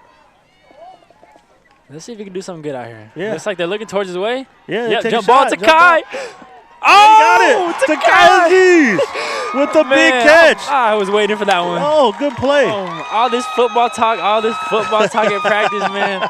Tired of hearing about it. I just wanted to see something, man. Right. Oh, hey, my. hey, you know what? I think, and he's won. He's saying run it back, coach. He's saying run it back because he's got the ball here. If he's gonna get 1-on-1, I think you look at him again. I think possibly up the middle. Yep, Langley. Going for his third. And easy, it's touchdown. Untouched. Great setup from Takai Aziz. Wow. Makai with the pancake as well. I gotta throw that out there. And if that's the night, that's exactly how you want to finish the half. Like I said, that ref and the kicker. Man, yeah, huge. That's one that's gonna bite them. Yes. And like I said, it's just tough when you have a young team. They have to learn those hard lessons, making those plays. So, touchdown for Knights. But, yeah, definitely set up by a pass from Nicholson to Aziz. Big play. It's up, and it's good. So we have 35-7 with 33 seconds left in the first half. The Knights come out with a pressure drive. So they said, great job, Takai Aziz. And that's what you want. He's been on the sideline waiting his time, waiting for his moment to shine. He gets out there, he makes a play. And I think that's all you ask for is when he gets out there, he goes out there and does well. I wish y'all could see the joy on the sideline from this young man. But if to know him is to love him. You're excited for him to have this great play. So, hats off to Takai Aziz. A good ball by Nicholson. Oh, yeah. He puts it up there perfect, and Takai goes up there and grabs and makes a play. Plays like that is also it's giving Nicholson and Pepe a little more trust. Right. And like I said, I think it's, how do you account for that as a coach? A guy gets on the field you haven't seen yet. Hasn't got a whole lot of hasn't had a whole lot of game reps, because he's just getting kind of broke back into the flow of football, and then he comes out here and he makes a play right away. So, I think that's just a good play to dial up in that moment, and that's what he's out there to do. We saw it coming. They didn't, but we saw it. Yeah, we knew. So, yeah, good job. So we get ready to kick off from our course with 33 seconds left. St. Joseph Knights up 35-7. Let's go out of bounds for the penalty. So we got to go out, take the ball with the 30-yard line on that one. Legal procedure on the Knights. Ball goes out of bounds on the kickoff. So we're going to have 1st and 10 for the Eagles from the 35. And, that's just got to be tough for the Eagles. Yeah. You got the momentum going. Everything's going your way. And the next thing you know, you get a penalty on a 4th down where you're about to get the ball back, have a chance to put one in. And then that happens. So definitely something that, is going to be talked about, why we need to make those plays. But, for the Knights, you're excited about it. So we'll see how they finish, if we can get a stop or two. I'm not afraid to throw the ball if I'm Arroyo Grande. Yeah. But they just take a knee here, and we're going to go to the half.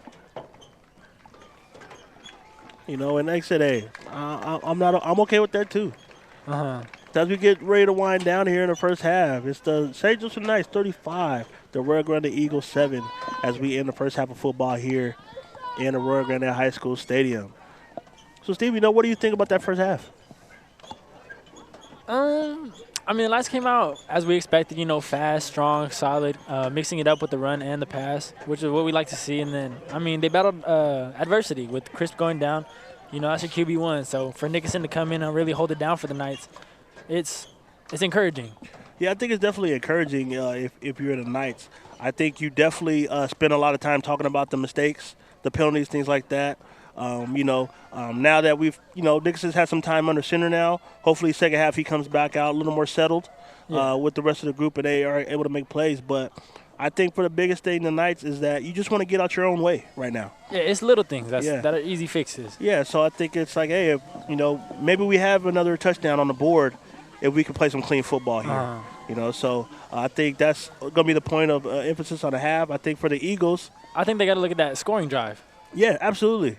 You have to look at the scoring drive, because you do something really good there. Yeah. Right? You come out in the second half, late in the second quarter, you get a great play, and then you get a stop that you need, and then, we get a setback here with a silly penalty, which turns into 7 points. So, I think as a coach with a young group, you go, hey, guys, we had opportunities, but, we didn't play clean in some areas. Mistakes happen, so. Right now, we're going to turn it over to David Vidor for the halftime report. So, David, you have the stats from the first half. let's get some stats going here. All right, thank you, Coach. So the stats only back up what you've been talking about before, We can see that Matt Crisp had a phenomenal start, to the game. He had his first touchdown of the season on his birthday. Yes. You can only be happy for the guy. And it sucks to see him go out. Absolutely, it does. It's terrible. But, we can see from the stats that Gillen took over, and then the run game became strong. Right. Number 21, Darian Langley, had 14 carries in the first half, had 3 touchdowns. That's a big half right there. Very good game so far. Brett Burris also had 11 carries, no touchdowns so far, but I think we can also expect him to get a touchdown in the second half. And from the AG side, we see the passing game go really very well for him. As Coach Davis pointed out, they are picking on number 8, Morris, who is not the tallest of guys, but also a great defender. But they're just bully balling right now.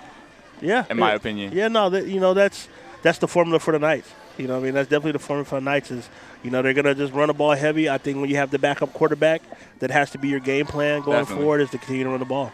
Right, definitely. From the last 4 passes from the AG side have all been above 10 yards. So they've been airing it out, and it's been working for them. Yeah, absolutely. Got to give it up for them. Yeah. It's been working. No, definitely. Well, thank you, David, for your halftime report. Thank you very much. And before we close out our halftime here, we just want to take a time to give some special love to our sponsors. J.R. Bartle, the Central Coast leading heating, AC, and sheet metal company, proudly serving San Luis Obispo, Santa Barbara, and Ventura County since 1987. ICL Specialty Fertilizers and Manny Zepeda, supporting our community on and off the field, and experience the good life at Tobes Community. Thank you for our sponsors. This has been our halftime show. Thank you guys for coming out. We will be back with you at the beginning of the second half. And welcome back as we prepare for the second half. And before we get ready for kickoff here, like I said, we just want to give a time to thank our sponsors. J.R. Bartle, the Central Coast leading heating, AC, and sheet metal company, proudly serving San Luis Obispo, Santa Barbara, and Ventura County since 1987. ICL Specialty Fertilizers and Manny Zepeda, supporting our community on and off the field, and experience the good life at Tobes Community. So, Steve, as we get here to the second half, what do we want to see out of the Knights here? Knights definitely not to let their foot off the gas, common terms. So, we just don't want to see them let the game get close again. Right. In my opinion. But like I said, I think they just need to be clean, right? Yeah. Let's clean up these penalties here, have a sharper half. Like I said, Mark Crisp, I'm pretty sure he's not coming back. If he was going to, he probably would have came back already. So, going to see Nicholson again. So I'm sure they talked about the adjustments they need to make for the half. And I think for Arroyo Grande is, hey, we were finishing on a good note. We were on to something there. I think they might have found something they like. We'll see if they come back out with a little bit of the passing game in the second half. But they seem to have a little bit of success here at the end of the quarter. We'll see if they can continue to pick that up as they go along. Yeah, they definitely had the momentum before that roughing the kicker play. No, it definitely was an impactful play in the game. It definitely was a game. So, we got a little side commentary here from one of our favorite young men, Aaron Kuja, who thinks he wants to tell us how to commentate, but, hey, God bless him. He's a good kid. Definitely a kid who loves to enjoy himself. So, but, he does make some noise on that offensive defensive line. We'll see if he can go out here and contribute a little more in the second half. So he can get his head back in the game and go out here and make some plays. So I think we'll have the Knights kick off here to start the second half. 35-7. St. Joseph is up as we get ready to start the second half. Like I said, I think AG is going to come out and maybe they come a little more passing attack.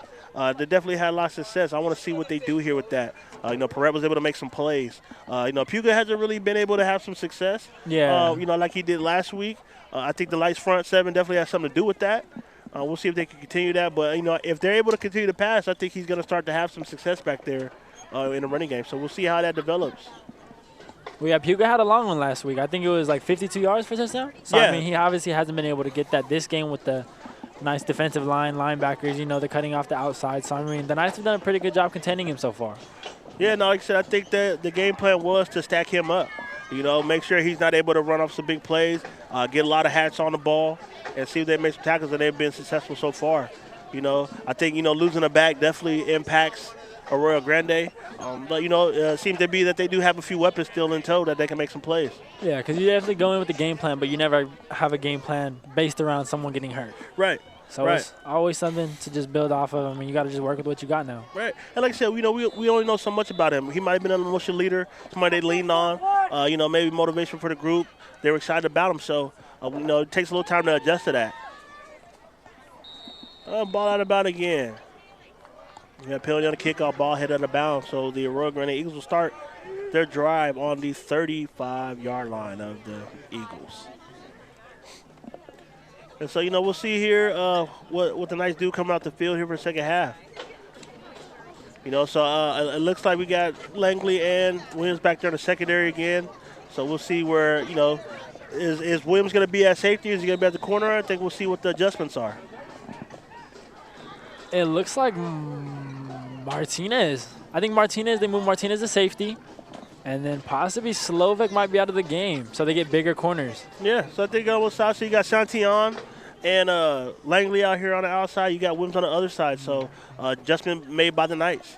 Yeah, AG comes out passing. Yeah, you got an incomplete, got a receiver down there trying to catch that, slips on that. Looks like Max Wolf slipped before the pass was thrown. Yeah, so like I said, so small adjustments by Pepe. Yeah, just like I said, details. Small but smart. Right, and like I said, you get a little bit more size out there in that secondary. We'll see how the Eagles adjust to that change as well. So, yeah, Martinez coming in for the first time back there at safety. Last week he was defensive end, so, he's really a good utility player for the defensive Knights. Yeah, we got a penalty. False start on the Arroyo Grande. So, like I said, that seems to be the theme right now. It's more penalties. Yeah, definitely a lot of penalties, a lot more than we saw last week's game. Like I said, guys just a little eager, anticipating, maybe be the cause of some of that.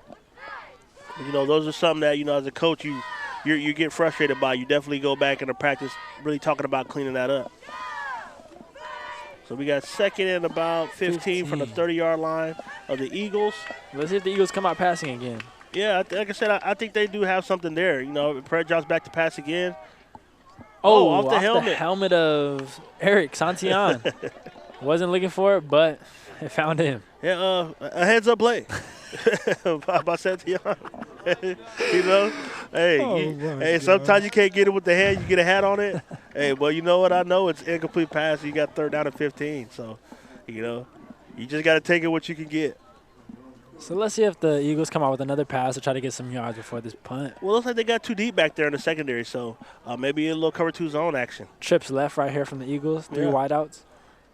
Yep, run up the middle. Off. Puga with a nice carry. That's a good run. No, I think it's I think as the Knights, hey, we'll give some of that up. We don't want to give up a big play here. The downs are in our favor. You're looking at a 4th and 7 for the Eagles here. So it looks like going for it. Well, like I said, I think you got to make a stand here. You got to make something happen. I think maybe the Eagles are feeling a little bit of pressure here to make a play. So you're going to take a chance. You're trying to fight out the cellar right now, so you got to give yourself an opportunity. And they don't have a problem passing right now. They have some things they like. Yeah, the drop back. Throw. Oh, almost intercepted. Through the hands of the AG wideout. Off of the face of number 1, Anthony Moreno. He was there. Hey, like I said, we got a play off the helmet, play off the face. But long story short, it's St. Joseph ball, 1st and 10 on the 40-yard line. And I'll take it. So. With good starting field position. So the Knights got to capitalize off this one. Hopefully they can come out with a quick score and really set the tone for the second half. Yeah, well, anytime I think you can get the ball in your territory, you have to feel good about it. Yeah. So, we got 11-11 left in the third quarter. St. Joe's up 35-7 with the ball. First drive of the second half for the Knights. We'll see what adjustments they made. I think there's still going to be a lot of heavy run here, Get this clock moving. We got the game in our favor right now. Let's try to put some more points on the board. Handoff right side, Darian Langley. Right. And, I think since a little bit of second quarter, they've done a pretty good job of getting Langley. Yeah, they're getting more guys back there from the Eagles. So, Langley gets about a yard there. So, we're looking at 2nd and 9 right now from the 39-yard line. It's something the Eagles really struggle with in the first couple minutes, first quarter of the game. Oh, Langley seems to be coming off here, and we got Burris coming in the game. Like I said, I think, it's we're going to see Nicholson. Maybe he gets some chance to drop back and make some plays here in the second half. I think, you might want to keep him honest a little bit at some point. Yeah. Give him a different look. Pepe's good about dialing different things up, so we'll see if he gets some opportunities to let it go a little bit. Got a good pass at Takai Aziz. Handoff right side, Burris. And we got a penalty in. So we'll see what that is here as we get second down as we hold.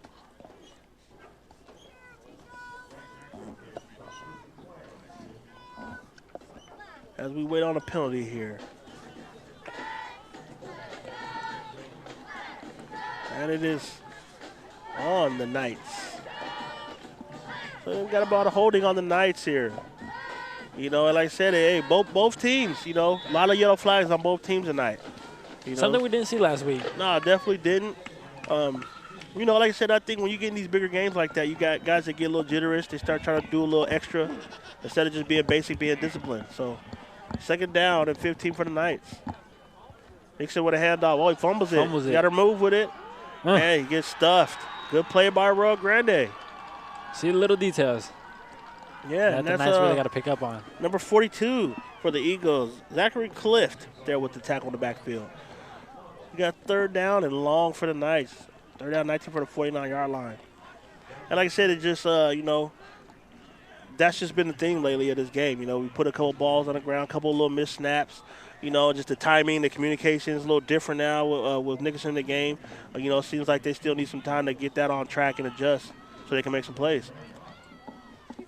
With only 14 seniors on the Eagles side, do you think that has an impact on how they're leaders and how they move as a unit? Yes, absolutely. You know, that means you have a lot of young guys playing right now. So, you know, you do have some experience, but you have a lot of inexperience as well. It's just going to take them time. So we got a quick sweep to Travis Royal. On the outside, cutting it back in. You know, good solid run. Yeah, good run. You know, and I think it puts the Knights in position where they may want to go for this here. Possibly. I mean, they're on their side of the territory, so I mean, it wouldn't hurt them. No, they say you're looking at about a good 4th and 5 here, 4th and 6. So I think, hey, maybe they make a chance. Take a chance to make a play. We'll see. Punting unit is on. Another punter going to punt it. And, you know, like I said, you can't be mad about that just because the defense has played so well. Right. You know, so, you know, you got to feel confident in punting that ball. Yeah, you trust them. So, like I said, 8:35 left in the third quarter. St. Joseph Knights up 35-7. 4th and 6 for the Knights as they get ready to punt to the Eagles, deep in Eagles territory. See if Marco can get a good punt right here. Well, I think, you know, even in the situations he's been in, the punts he has would be good for this territory. You don't want to put it in the end zone. You know, so like I said, a little push punt. Get it out of bounds. Okay, Tom Mott. Coach Thomas Mott with the one-handed snag. You know, was a great athlete in his day. Does it all. You know, big-time player. You know, MLB. At one point. Yeah, MLB, you know, was a good ball player. You know, showing a little bit of athleticism still, okay? You know. Still got some in the tank. You don't ever lose it.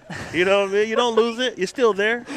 It might go dormant at times, but it's still there for Coach Mott. Man, shout out to Coach Mott. You know, and he did it so cool, he didn't even flinch. You know, he just caught it, gave it right to the official. I know I'm great, but I can't play anymore, all right? So I'm letting these other guys be great. Made it too casual. They got 1st and 10 for the 24 Arroyo Grande Eagles. Perez back take the snap with Puga in the backfield. So we're going to head off to Puga. Puga right side. And, you know, we get about 4 yards there for Puga. You know, that's a good gain there on first down. So you got to be excited about that, or the Eagles. You know, get something good to start the drive. Hopefully they can continue that on. And like I said, I think he's the guy who they need to get going right here, you know. Yeah. The passing game started to open up a little bit. You are having some opportunities. I mean, with the passing game opening, that's going to open a lot for Puga as well. Right. So I think, you know, they trying to find a little balance here for the Eagles.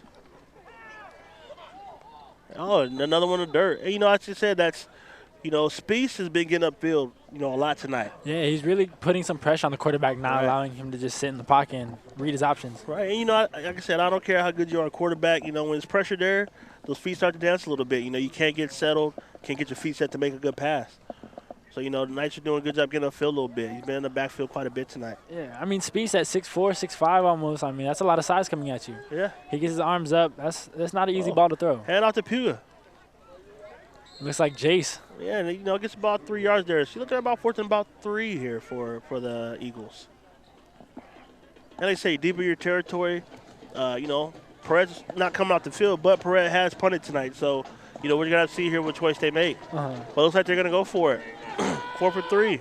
So can the Knights make a play?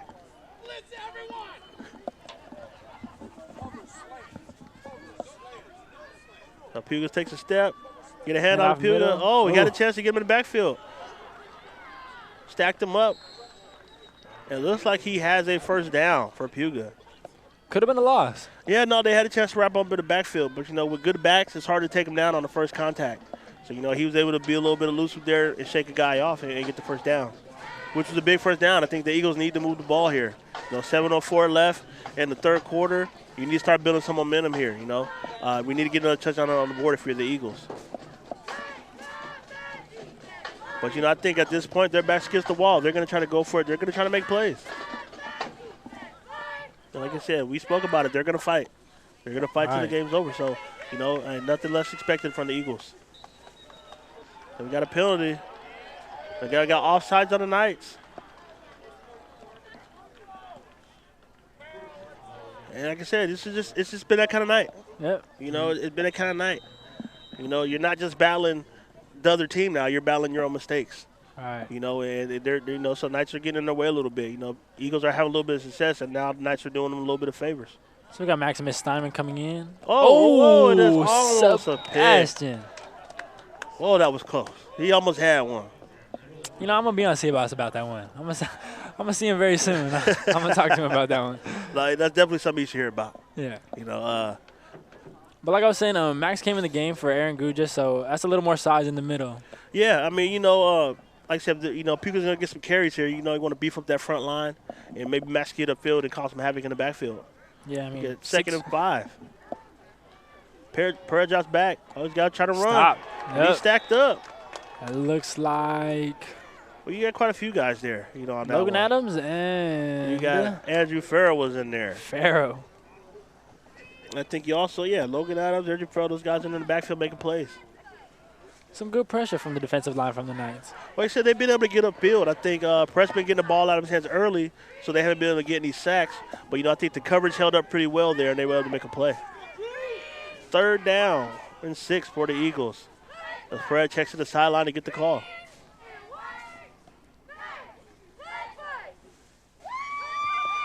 All right, let's see what we got. 3rd and about 6. Drops back to pass. Oh, they get upfield again. Incomplete. Max Diamond with the pressure on the quarterback.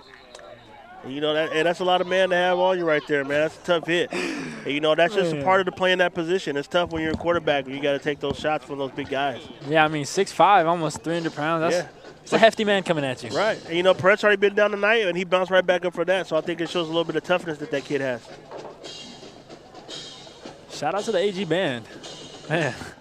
Yeah, no, they're into it, Making some noise. So what do we got here? Possible roughing the passer. I didn't see a call. I didn't see a flag either. But I saw Coach Pepe kind of talking to the official about it, so he didn't seem pleased about that call. I didn't see anything there that was dirty that warranted the penalty. But, hey, 1st and 10 for the Eagles. We get drop back. And, there we go. They're getting pressure. Oh, interception. Bye. It looked like a pick 6. And we got a touchdown. Nice. Number 28, Andrew Checky. Big play, starts with a quarterback pressure. Yeah. Turns it to 6 Huge points. pressure. And, last week we had Checky confused with Royal, but we ain't going to get it wrong this week. Cannot do that. I think it was Seabass. Seabass with the pressure on the quarterback. Yeah. Not too sure, but anyways, whoever got to the quarterback, great job getting pressure. A big play for the Knights. Huge play. Yeah, so the Knights go up 41-7 off the interception. All right, big play. And, like I said, it's tough. You get pressure. You got to stand there. He tries to make a play, and it's turned into a pick 6. So we have 41-7 Knights up with 5:24 left in the 3rd quarter. As Marquez gets ready to set the extra point. It's up, and it's good. Yeah. Knights up 42-7. And like I said, that's kind of been a thing. Eagles started building a little momentum. Then little mistakes here and there have got them off track tonight. Knights been able to capitalize. I think that's the first turnover tonight for the Knights. Yeah. They turned it into points right away. So, you got to feel encouraged about that if you're the St. Joseph Knights. And while we're now we'll take time to give a little love to our sponsors. J.R. Bardo Heating and Air, ICL Specialty Fertilizers, and the Tobes Group. Thank you all for your support.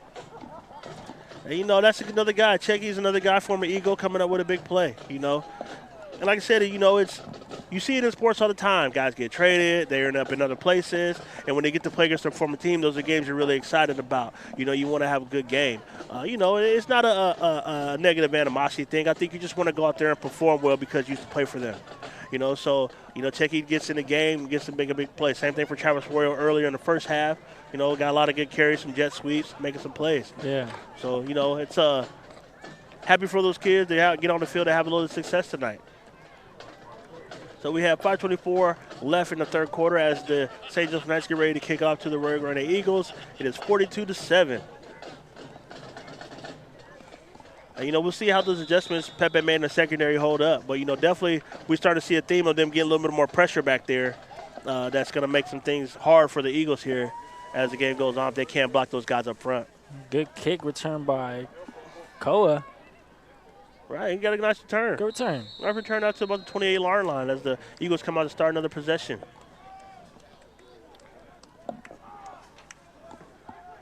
Like I said, Eagles have put themselves in positions to have some things happen well. It's being able to keep that momentum going and make those plays, and I think that's just part of having a young roster, you know. It's going to be difficult. So you got, I'm looking here, quarterback who's a junior, guy who's, young still.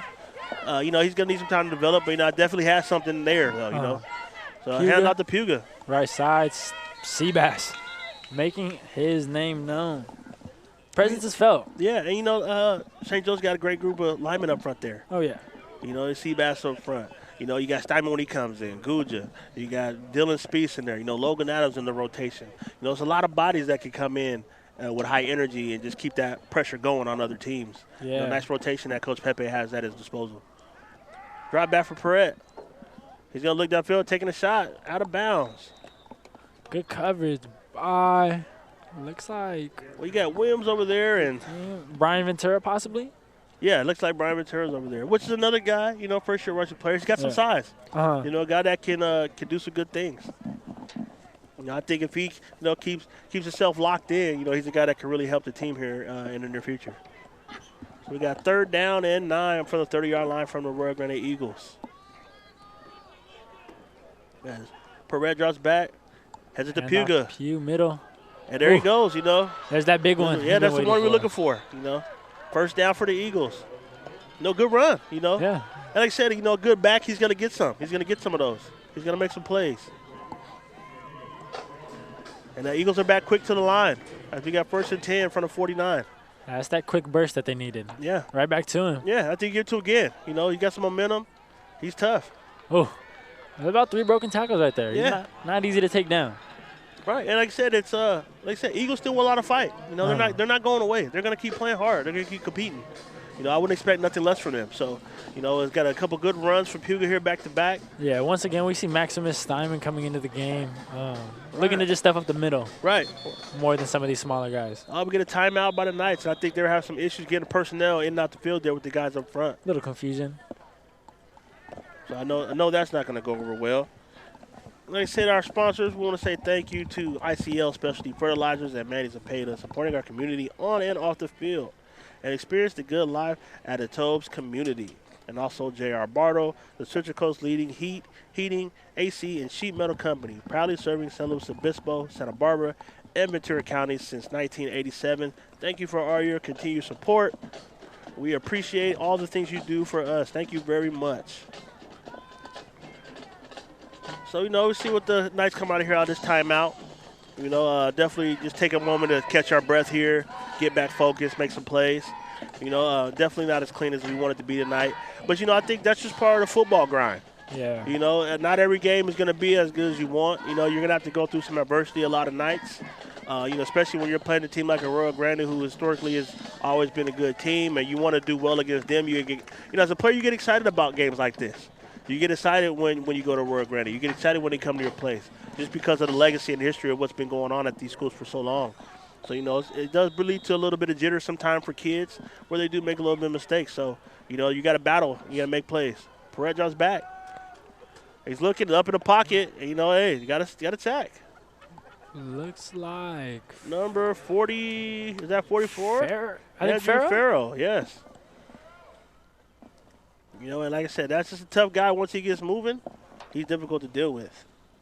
Like a bowling ball. Yeah, absolutely. Absolutely. Once that momentum is going, there ain't a whole lot you're going to be able to do with that guy. Shout out to Andrew. Yeah. Dude's got a lot of chest hair for a young man. Man. The 2nd and 12 for Andrew Farrell. My guy. And the Knights. Hand off to Puga. And Puga, he's moving the chains a little bit, getting good competitive yards. He's just a guy, he's tough to get down behind the line of scrimmage. But Max Stein comes up with the ball, and the referee says no, denied. When Max does come in the game, though, you can see how it really affects how Puga changes directions and runs. I mean, he's trying to stay away from Max as much as he can just because Max causes so much damage in the backfield as to where he gets back there fast. So it really just messes with him. Right, well, like I said, he gets off the line of scrimmage very quickly for a guy his size. He's very athletic. So, it makes it difficult. As I said, Perez is back there. They're stacking them up. And, they come in there, Aaron Farrell, and finish that off. Pressure from Spieth, finished by Farrell. And like I said, it's tough for that young man back there. It's coming at him quick. These guys are starting to get some pressure. They're finding ways to get to the quarterback in the second half. You're not going to let him just drop back and beat us all night. Yeah, he's not having a lot of time back there in the pocket. No. So, it's like I said, no matter who you are, it's going to be difficult. We got 4 from 14 for the 42 as the AG gets ready to go for it on 4th down. So let's see if we get some pressure, up the field again. Right side. Oh, incomplete pass. Oh, we got a penalty. That's. But you know what? I don't know if that was catchable. Yeah, I really don't know. So we'll see what they call here. Got pass interference on the Knights, and by the looks of it, I don't think the receiver really try to make a play on the ball. I think he looked like he knew it was over his head as well.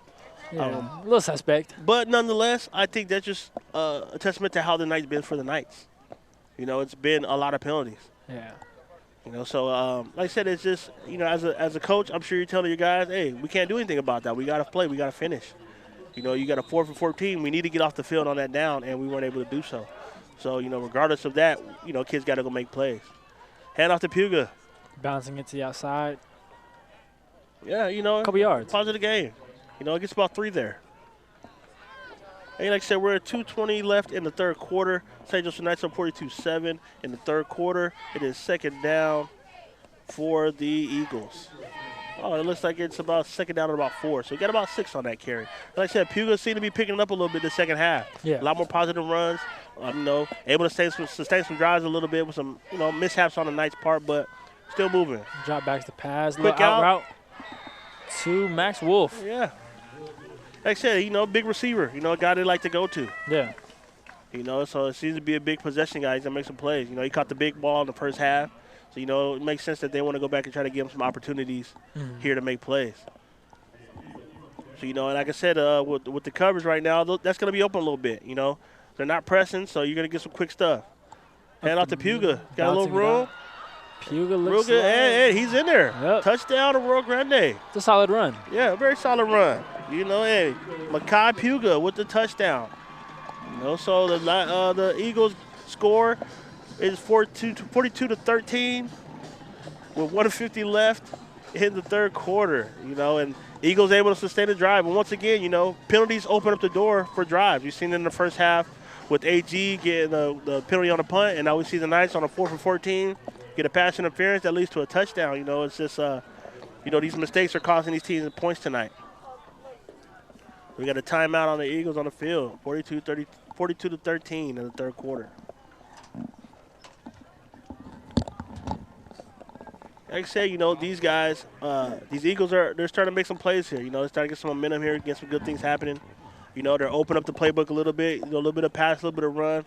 I think definitely opening up the game with some passes definitely gave Puga some room to make those plays now. So, they're keeping the Knights honest up front, can't load that box up. Yeah, these quick out routes are really affecting the Knights in a way that they would like to fix. Yeah, and I think at this point you're worried about finishing. Coming down to the end of the 3rd, 1 more quarter to go, we want to be able to put this game away if you're a St. Joseph Knight. And if you're Eagles, you're just going to keep knocking on the door. You're not going to go away. You still got a whole nother quarter play. Let's try to get something done here. And, they've been successful doing that right now. So we'll see as we get prepared here for the extra point. 42-13 with 1:50 left in the 3rd quarter. The St. Joseph Knights lead the Arroyo Grande Eagles. Ball's up, and the kick is good. Extra point good. 42-14. The St. Joseph Knights lead the Arroyo Grande Eagles. I think you walk away, like I said, you're encouraged again, Yeah. You stopped some of your own momentum in the first half. you're able to sustain a drive here, even with the penalties, you come back, you still punch it in, they do so. You know, you put another touchdown on the board. You know, so I think it's encouraging for them, you know. And like I said, when you're coaching a young group, this is what you're looking for. This is what you're looking for. Are my guys going to keep fighting? Yeah. Are they going to keep trying to make plays? You know, because I think with the young guys, you're building, right? You know, you know, hey, you know, we're in a situation in COVID-19 where we're only going to get a handful of games. So, you know, we want to take advantage of them and we want to build because we know when we get back out here next year, we'll be in good position to be successful. So I think, you know, you're definitely encouraged by some of these young guys out here for Arroyo Grande. You know, if you're a part of that coaching staff, you know, you feel good. You got a lot of things to go look at on tape that you can pull out that are real good here. So we'll see how St. Joseph responds now as they get ready to receive the ball here late in the third. Langley back to receive once again. Yeah, you know, and I hope they can get this one to him. Well, you know, I think they're smart. You know, you want to keep it out of his hands. You know, that's the best thing you could do sometimes is keep it away from. Oh, yeah, I'm pretty sure every St. Joseph opponent knows not to kick it to Darian. But yeah, every now and again, one falls in his hands. Yeah, he'll get one. So we'll see what the Eagles do here as we get ready to kick off.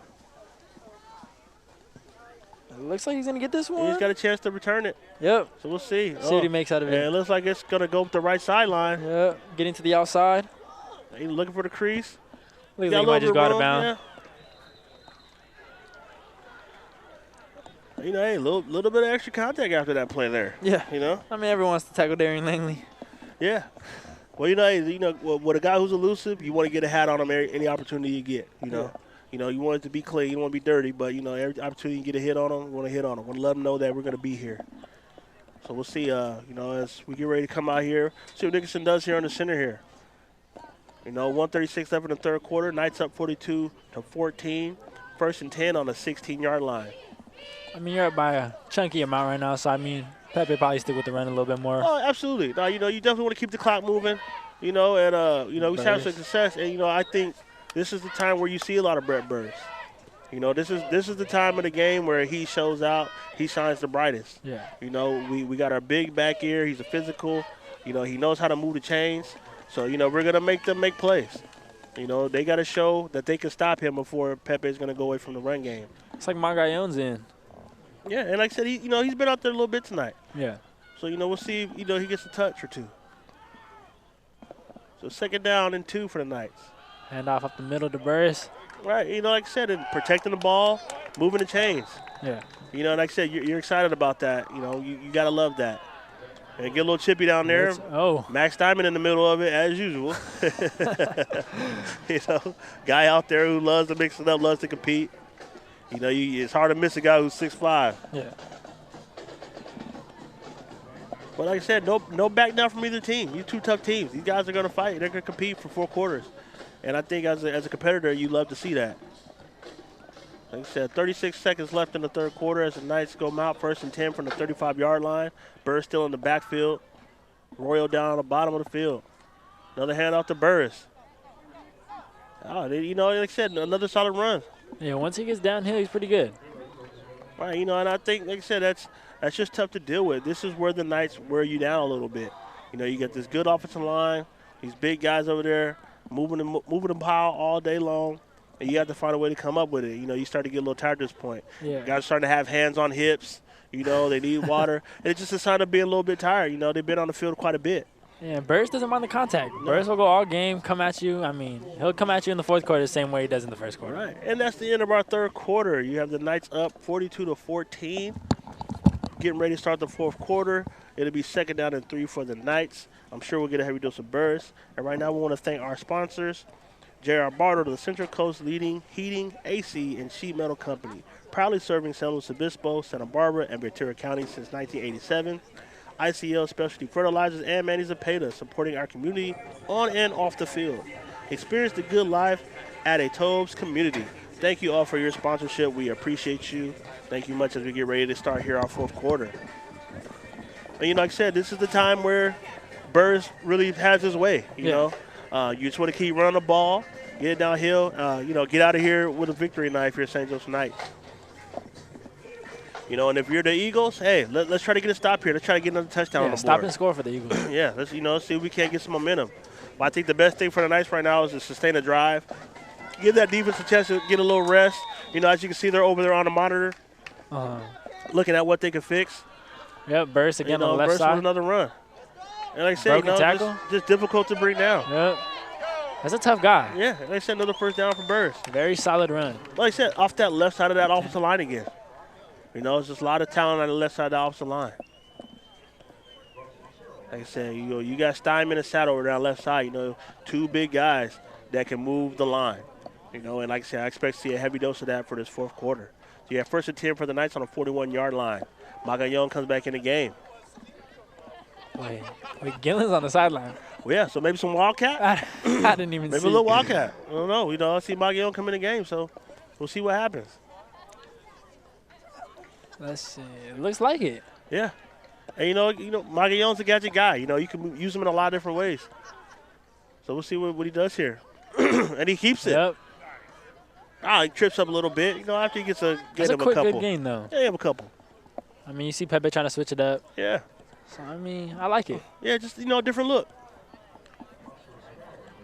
But definitely, something that, they have in the playbook. Magallon stays in under center, so we'll see what he does here. I like the look of the Wildcat. You got a guy with the ball who can make big plays as well. Even if he doesn't hand off, he decides to keep it. And Magallon did have that throw earlier. Yeah, So and you have to account for him. Yeah, so we could possibly see something a little different right here. Yeah, 2nd down and 6 for the Knights on the 36-yard line of the Eagles. I think Knights eat up a little bit of clock right here. Hand back to Burst. And like I said, there he goes, Man. moving the pile, moving the chains. First down, Knights. Like I said, it's just tough to deal with. Yeah, he doesn't think twice about where he's going. No, like I said, he's a guy, he's going to put that foot in the ground, he's going to get upfield, he's going to get the yards. And we talked about that a little bit last week. His running style is one cut, boom, and he's getting up the field. And you're going to have to bring him down. If you don't give multiple guys to the ball, he's going to break some tackles and make big plays. Yeah, definitely. So, it said it's 10 minutes left to go in the fourth quarter. Knights are on a nice little drive here, 1st and 10 from the 29-yard line. And I think, this could be the one that finishes it up here for the Knights if they can get some points out of this. They're doing a good job of eating up some clock here. Magallon's doing a good job. Handing off to Burst. Burst up the middle. Burst got some room. Could be gone. Here he go. Oh. Great run by Burst. Yeah. He takes it inside the 10-yard line there. It's about a good, 15 almost. Yeah, 15 about a 15-yard run there. But, first down for the Knights. And like I said, I think having the threat of Magallon back there, a quarterback, it, makes those linebackers freeze for a little bit. Just that half second gives Burst a little extra bit of space to make some plays. Yeah, I'd love to see Burst still going hard. But we got an unsportsmanlike conduct penalty, looks like, on the field. So we'll see here, and we'll see what happens here with this penalty. And it is on, looks like it's on the Knights. And, once again, we've been here all night. Yeah. Make some great plays, get some silly penalties here, move us back a little bit. And I definitely think it's affected how their ability is to score tonight. It took some opportunities to get some points off the board for some of these penalties. So, definitely something that has to be cleaned up here by the Knights going forward. You're in a tighter game. This really means something here. So 1st and 10 from the 21 for the Knights. So should be 1st and goal, but because of the sportsmanlike penalty, we have moved back 15 yards. So we'll go 1st and 10 from the 21. Magallon still in the center, and Burst is still in the backfield with 9:42 left in the fourth quarter. So as we're eating a little clock here for the Knights, letting it run a little bit. So they're very patient. Like I said, they're going to work this clock down. Magallon takes a snap. Hands off to Burst. And here he goes again. Up the middle. Another nice carry for Brett Burst. Oh, yeah. Like I said, it's just got to be tough, if you're the Eagles right now. You got these linemen weighing on you. Burst, who's tough running downhill. He doesn't just take punishment. He inflicts some of it. It's just hard, and like I say, you're starting to see a lot of hands on hips now, for the Eagles. Guys getting a little tired, trying to get a stop here, trying to get the ball back, give their offense a chance to make some plays. So here we're sitting at 9:13 left in the fourth quarter. A 2nd down for the Knights. And like I said, I think you're going to see a heavy dose of burst here, for the rest of this game. Yeah. You know, I'm sure Langley will get a carry or two in there somewhere. You know, Burns needs some time to catch his breath, but you know, it's gonna be pretty much, hey, let's run this ball, let's get out here with this victory, and let's start working on next week if you're the St. Joseph Knights. So, Burns lines up next to Maguillon. The clock's gonna start running now with about 9:07 left in the fourth quarter. Second down to 13 for the Knights. Like I said, just very patient, you know, very patient, using the clock wisely. You know, that they haven't shown the ability to stop them on this drive with the run game. So, you know, I think you use as much of this as you can. Maguillon with a keeper. He's got some room. Stumbles up. Yeah, nice carry. Nice carry for the sophomore. Yeah, good run. Like I said, you know, it's hard to account for that. You know, you got a guy who's a playmaker at that quarterback position that you just have to account for him. And Burris is running so well. And Wildcat, too. There's a lot of factors into this Knights offense right now that could play against the Eagles defense. I mean, it's a lot of confusion when it goes into Wildcat. Right. And like you said earlier, you know, he showed the ability to throw the ball earlier. Didn't complete the pass, but shows that he's capable. So I think you just have to be aware, if you're a defense, of him maybe throwing the ball. So, Coach Pepe does set things up really well. So, if we do see a pass here, I'll not be surprised at all at some point. Yeah, there's definitely a lot of options out there out of this Wildcat formation that they are running right now. Yeah, so we go 3rd and 8 for the Knights. Oh, we got a penalty. There's a lot of that tonight. A lot of scoreboard troubles, too. Yes, just getting everything, new stadium out here, getting settled into new stuff. I'm sure there's some things that they'll get worked out and make sure they're sharp on our track going forward. It's got to work out the kinks, but, hey, it's okay. 3rd and goal from the 13 for the Knights. So Maguillon with another carry. Up the middle. It got a few yards there. Probably cut it in half almost. Yeah. Like I said, that penalty just hurts you, Yeah. You're in a position to maybe get a touchdown right now. And, penalty sets us back. And, it's, something you just got to learn from and deal with. Looks like the field goal unit is on right now. Yeah, I think Marquez, he's got a pretty good leg. It's definitely well within his range. He's got the ability to knock this down. So, see if he can go ahead and add 3 to the score for the Knights here with about 7:18 left in the fourth quarter.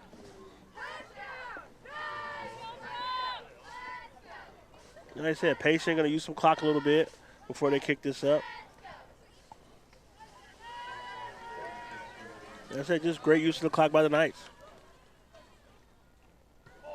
And it's up. It's good. It's good for Marquez. First field goal of the year for Marquez? I believe so. Yeah, I think it's the first field goal. I mean, he hit some extra points last week, but I don't think he was able to have to kick a field goal. They were able to punch him in from close range last week, so we didn't get to see him give him. So I think it's the first field goal in the year for Marquez. Nice kick. The Knights are up 45-14 with 6:53 left in the fourth quarter. And like I said, it's not as clean as the Knights would have liked tonight, but, still able to be in complete control of this football game. That drive was very good. They took almost about half the quarter away just on that drive. Started off with the beginning of the quarter, about 6:53 left. So, I think that's what you want if you're the Knights. Yeah. Good drive to start, good start. So, like I said, we'll see. Eagles had a good drive. I think that's what you're looking for now to finish this game off. Yeah, hey, guys, no pressure. Let's just go out here and put it out on the field, try to get another good one in before we close this game out. Yeah, it's possibly time to see some new faces for the Knights on defense. Yeah, I think you may get some here and there. Maybe a couple rotations. Yeah. But, we want to thank J.R. Bardo, Heating and Air, ICL Specialty Fertilizers, and the Tobes Group. Thank you very much for your support as we continue our telecast as the Knights lead 45-14 with 6:53 left in the fourth quarter. And Marquez is set to kick. And it's up, and Puga's back there for turn. You got it in the hands of the right guy for the Eagles. That's a nice little cut. Couple broken tackles. All right, first down for the Eagles. Like I said, Puga's just a good back. He's the guy who's going to make some plays. I'm sure, he would have wanted to be able to do a little more tonight. He had a lot of the weight on his shoulders tonight because, the other back goes down early in the game. Hopefully he's okay. Yeah, that's a tough one. Yeah, so it's it's a guy who gave you a lot of production last week too. So I think him and Puga together are definitely a tough combination. Thomas Hurley, so make sure we say his name, and give him his flowers. Good player. We want to see him do well. Hopefully he returns soon for the Eagles.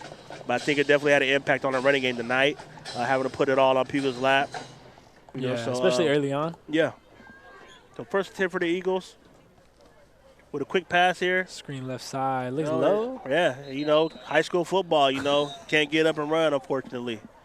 Which is something I think I'd like to see change at this level, Yeah. No contact, got to be able to get up and still run. But, that are the current rules of the game. So we just have to ride it out. So we got 2nd down and 9 for the Arroyo Grande Eagles. Like I said, they've been able to get some stuff done in the short passing game. It hasn't turned into a lot, but it has given them an opportunity to get some points. And there we go, stacked up in the backfield. Yeah, a lot of Knights in the backfield. Well, like I said, I think the Knights have their minds on finishing right now. Yeah. They're see the clock. There's 6 minutes left. These coaches are telling them to finish, keeping the pressure on the players to make plays. Yeah, a couple new faces coming into the game as well. Yeah. Including this. Shout out to Aaron Pugh. Yeah, Aaron Pugh in the game up front, guy with some big size. See if he can make some plays there for the Knights. Drop back to pass, quick out route, left side, incomplete. And, I think just, it looked like he's just having a hard time getting settled. That pressure early, I think it just stays in the back of your head. Yeah, definitely doesn't have a lot of time to, check all of his options. He has to find one guy, find it fast, and throw the ball. Yeah, because they're going to be right there on him. This second half has been the Knights getting a lot of pressure, on a quarterback for Perrette there for the Eagles. So, something that I'm sure they'll work on in the future, and they'll have some changes to make too as well. So we'll see if the Knights can go ahead and finish this off with a stop. But we do have a timeout for the Eagles right now. So like I said, JR Bartle Heating and Air, ICL Specialty Fertilizers, and the Tobes Group, we really want to thank you for all your support and for your sponsorship. Thank you very much from all of us to all of you. So, you got time out here, and what do you preach here if you're Coach Pepe to your team here with 5:57 left in the fourth quarter? You got to tell these young guys that just because they're young, that doesn't give them an excuse to be any less, go less any harder than any of the older guys would, or just they got to set the tone. Right, and I think, you coach them up, right? Yeah. It's for the first guy to the last guy on the roster, everybody's going to get coached up. When you get in the game, the expectation is that you produce, you do well. So, they're not going to drop the standard, for anybody. Everybody has to show up and play. And, we'll do the best they can to do that. Last week at the Paso game, late in the game, they were able to get a stop, in late in the game, and then end up blocking the field goal right at the end of the game. Yeah. So, something to build on for those young guys.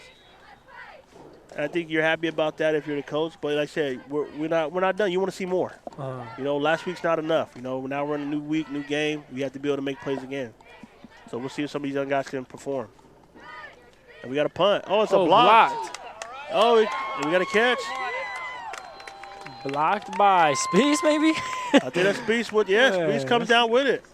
A lot of energy from that guy tonight. Yeah, Dylan Spees he's had a good game tonight. Yeah, he's been a menace. Yeah, he's had a really good game, and I'm happy for him. Like I said, first-year guy, worked on his body to get himself bulked up a little bit. Definitely grew a little bit. Got those inches, yes. Yeah, definitely grew a little bit, and he was able out here to make some plays tonight. He's had a really solid game.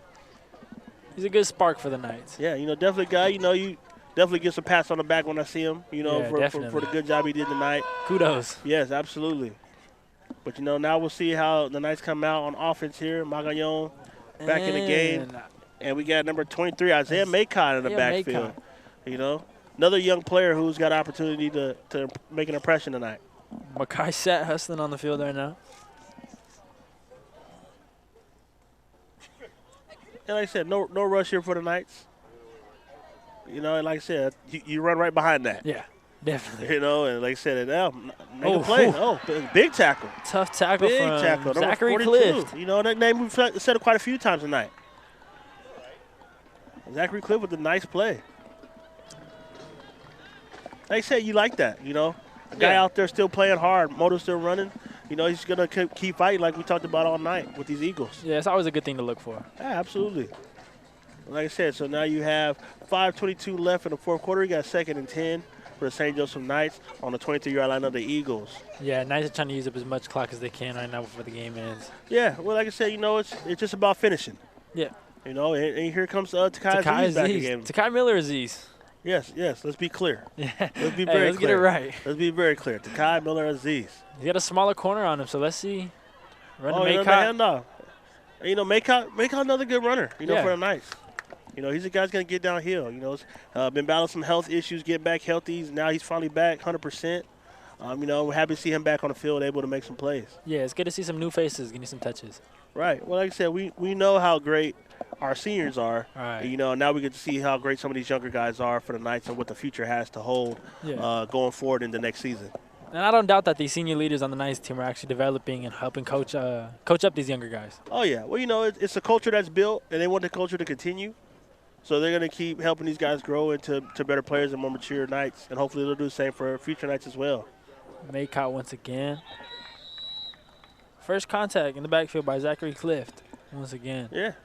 Like I said, if that's any indication, of how good it's going, he's a senior. So, it's you get some tape, right? Senior in high school, you get some good tape, making some good plays. If you're looking to play at the next level, you definitely got some nice plays to add to your repertoire, to your highlight reel, to maybe market yourself to some people, maybe get some opportunities. But I like what that young man's doing out here tonight. Yeah.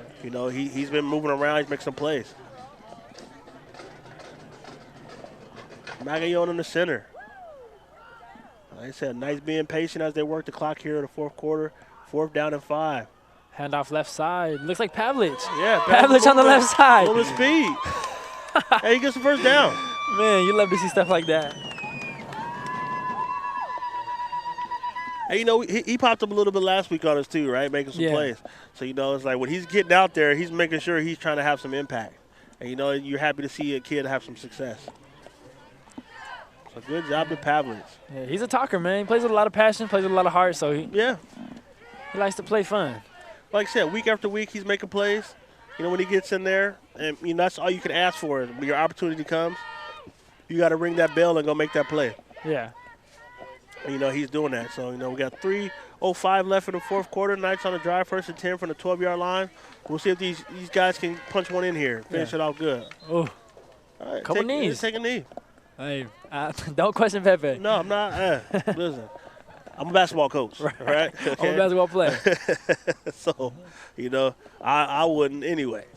But, Definitely knows more than both of us combined. Well, like I said, if he accomplished what he needed to, the job's done. Yeah, we can get on this ball and get out of here.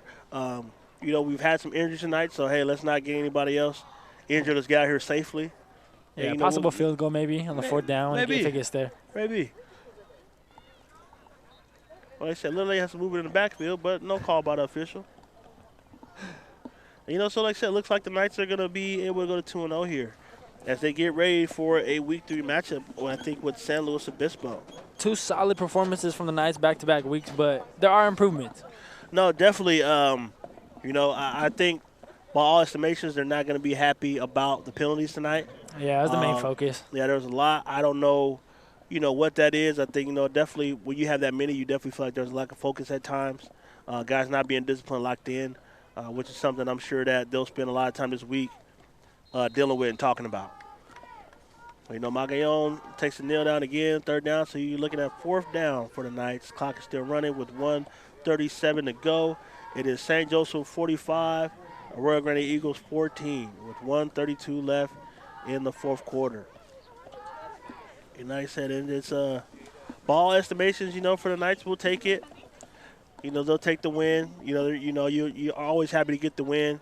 Doesn't, like I said, I'm sure it wasn't as clean as they liked, but and nonetheless, it was a good win. But I think it's a testament to how good this group can be. Yeah. You're up 45-14. You didn't feel like you played your best game, and you're still able to come out here with a solid victory tonight over the young Arroyo Grande Eagles. Yeah, turnover on downs by the Knights after 4 knees from Magallon. Yeah. So let's see. Eagles could take a knee and end the game as well, or they could, try to grow off something. But, I think most coaches, you love to see your guys fight to the last whistle. Yeah. I think they've been doing that the whole game, regardless of what the scoreboard says. These kids have played hard, so I don't see a scenario where they don't play hard to finish this game out. But, like I said, who am I? I'm just a basketball coach, man. You know, I could be wrong. I'm okay with that. You know, so we'll see what they come out here with for the last minute and 8 seconds left. Once again, St. Joseph Knights are leading 45-14 with 1 minute 8 seconds left in the fourth quarter of the game. As the Eagles come out with will probably be the last possession of the game. We'll see what they do here under center. And the Eagles take a knee. Eagles take a knee. You know, like I said, you know, both teams with some injuries tonight. Yeah. You know, another score on the scoreboard doesn't really change anything. You know, both teams got, you know, some things to go ahead and work on as they go forward. But, you know, hey, play the game. Everybody fought, and like I said, ultimately, you know, our ultimate win is that we got to play the game. All right. Right. You know, so it's you're just always thankful that for another week we're able to get out here on this field, get another game in. Like I said, you had some seniors able to get some good tape. They're able to be seen. They got something to send out, maybe give themselves an opportunity to get a look. So, you know, so it looks like both teams are heading out the field now. Like I said, you have 20 seconds left in the game.